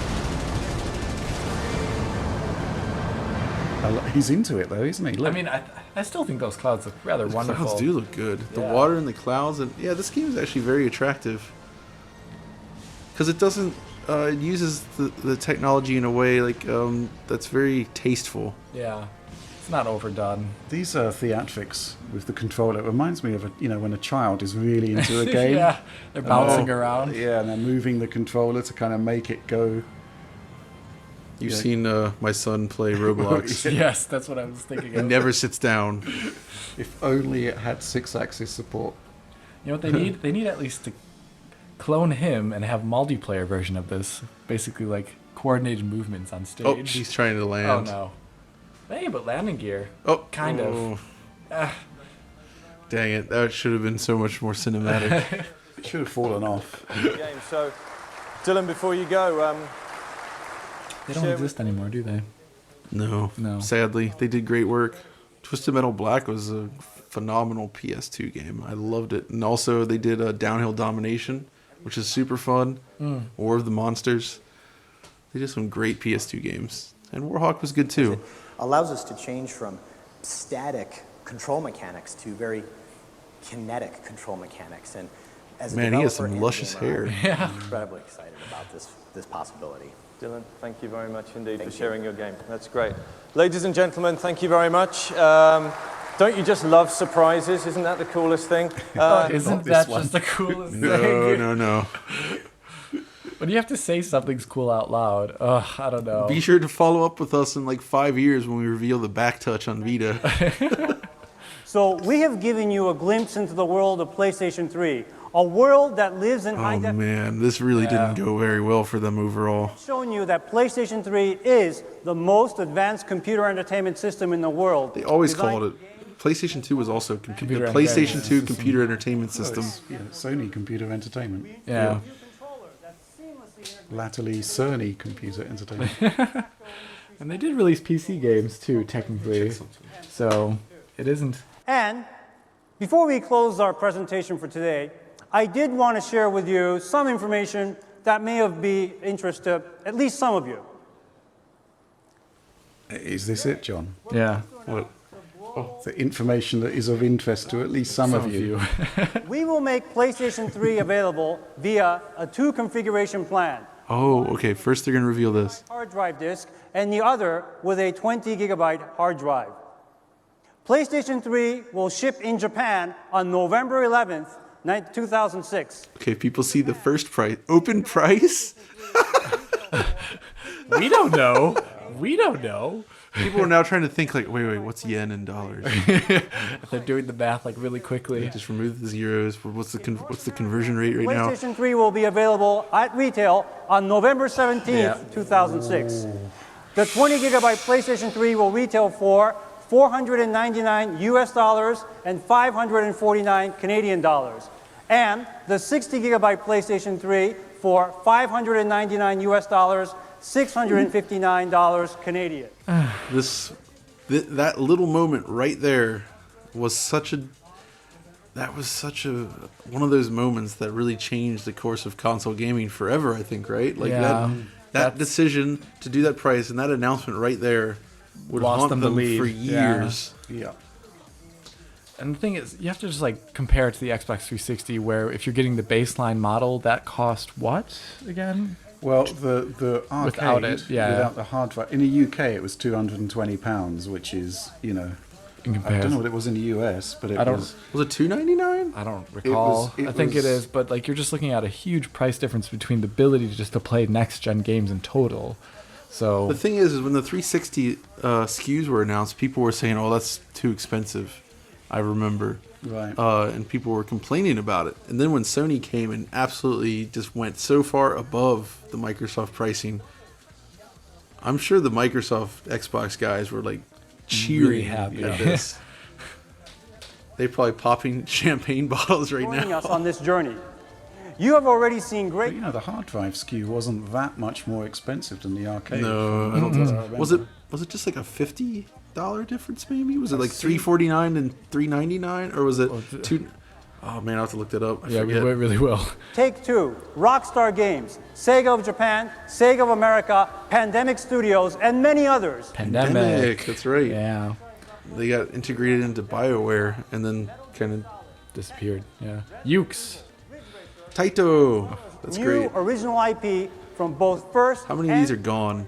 A lot of them. LucasArts, Midway, LucasArts. Pandemic, THQ, technically. 4J. 4J did that perfect dark board. Yeah. Atari Europe, are they still? And as I mentioned previously, at E3 this year, we have a sampling of titles for PlayStation 3 playable for the very first time. I'm kind of curious now about the launch prices on the 360. I can check real For quick. people in the world to get your hands on some of the playable titles. Live checking. We're at the end of this thing anyway, so why not? Let's just do it. Ladies and gentlemen, a new era for Sony Computer Entertainment begins with PlayStation 3 now. Thank you very much, and have Now, right now. When we eventually Okay, so it was $3.99 USD for the premium model and $2.99 for the arcade. It was super cheap in the UK, £210. £210 or $279 for the premium. So you're looking at the highest end, lowest end model between 360 and PS3 is $300 US. So that's huge. $3.99 for this 20 gig 360 and $4.99 for the 20 gig PS3. Yeah, but then everybody's like, well, I want the $5.99 one because it's the better one. But I'm not getting a Blu-ray drive for the 360. But I have to buy a Wi-Fi dongle. There was all of these buts that came in. The 360. But the point is that they made the right call in I'm trying to think about how commonplace Wi-Fi was during that period in general. It was pretty common. Yeah, it was pretty common. Yeah. But so here we are. We've reached the end. We've seen it all again. What do you guys think? A lack of games, I would say in general, that were really impressive. There was like 2 demos. I think like Heavenly Sword looked great, and Sure. obviously the game came out, and you can have your own opinion of it. But it was a cool demo to show off. But and other than a couple of third-party titles being on there, it lacked a lot of oomph of like hard-hitting things. I mean, MGS4, if you saw that and you looked at the frame rate there live, it was really bad. And if you thought that's what's coming out at that point in time, in comparison to the other games, it's really underwhelming. And then the price. Well, I thought it was awful. Last year they presented a vision of the future of gaming.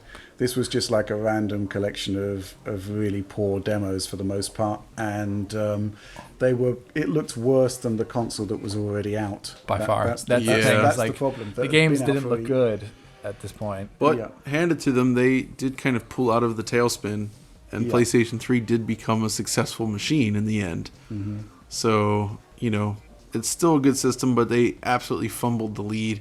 They opened up the market to Microsoft on the 360, but then also Nintendo came in with that curveball, took everybody out with the Wii in terms of sales numbers anyway. But so Sony was kind of the weakest out of the gate on this one. I don't think anybody saw that coming. No, after the PS2, where it was just huge. And I think leading the conference up with 2 demos that were excruciatingly long and relatively boring, like the Gran Turismo and the Genji. HD. Yeah. I think the irony is that Sony came back by effectively using the 360 strategy, which was to have the cheaper console with the more powerful GPU. I'm going to be kind of curious to see if that's the case next gen as well, to see whether the one that emerges triumphant will be the best price versus performance, the best GPU. I just think it's a formula you can't beat. Yeah. Yeah, and I guess also hyping 1080p when it's actual in practice implementation on the system is very rare for many games. I don't like that. Just as an end note, I do remember now I wasn't here. Yeah. Okay. Good to know. It comes up, and then we see Richard scroll across the Yes, screen. we can see me in the corner. But for everybody listening, I guess you were kind of here in spirit today if you made it this far in the video. So we should probably finish off here. So thanks for joining me, guys. Yeah, thanks a lot. After suffering through that that 10-hour GTHD demo, here we are. We made it. So if you enjoyed this very, very long video, be sure to let us know by liking, subscribing, buying PlayStation 3 for $599 US, ring the notification bell. possibly buy the $4.99 US dollar PlayStation 3 and follow us on Twitter. Yeah. And until next time, this is John, Rich, and Alex signing off. It's Chad Warden here. Alright, I'm talking about that PS3. The PS3. I ain't talking about that Wii. But you know what I'm trying to say? I'm trying to say is that, come on now, Wii, PS3.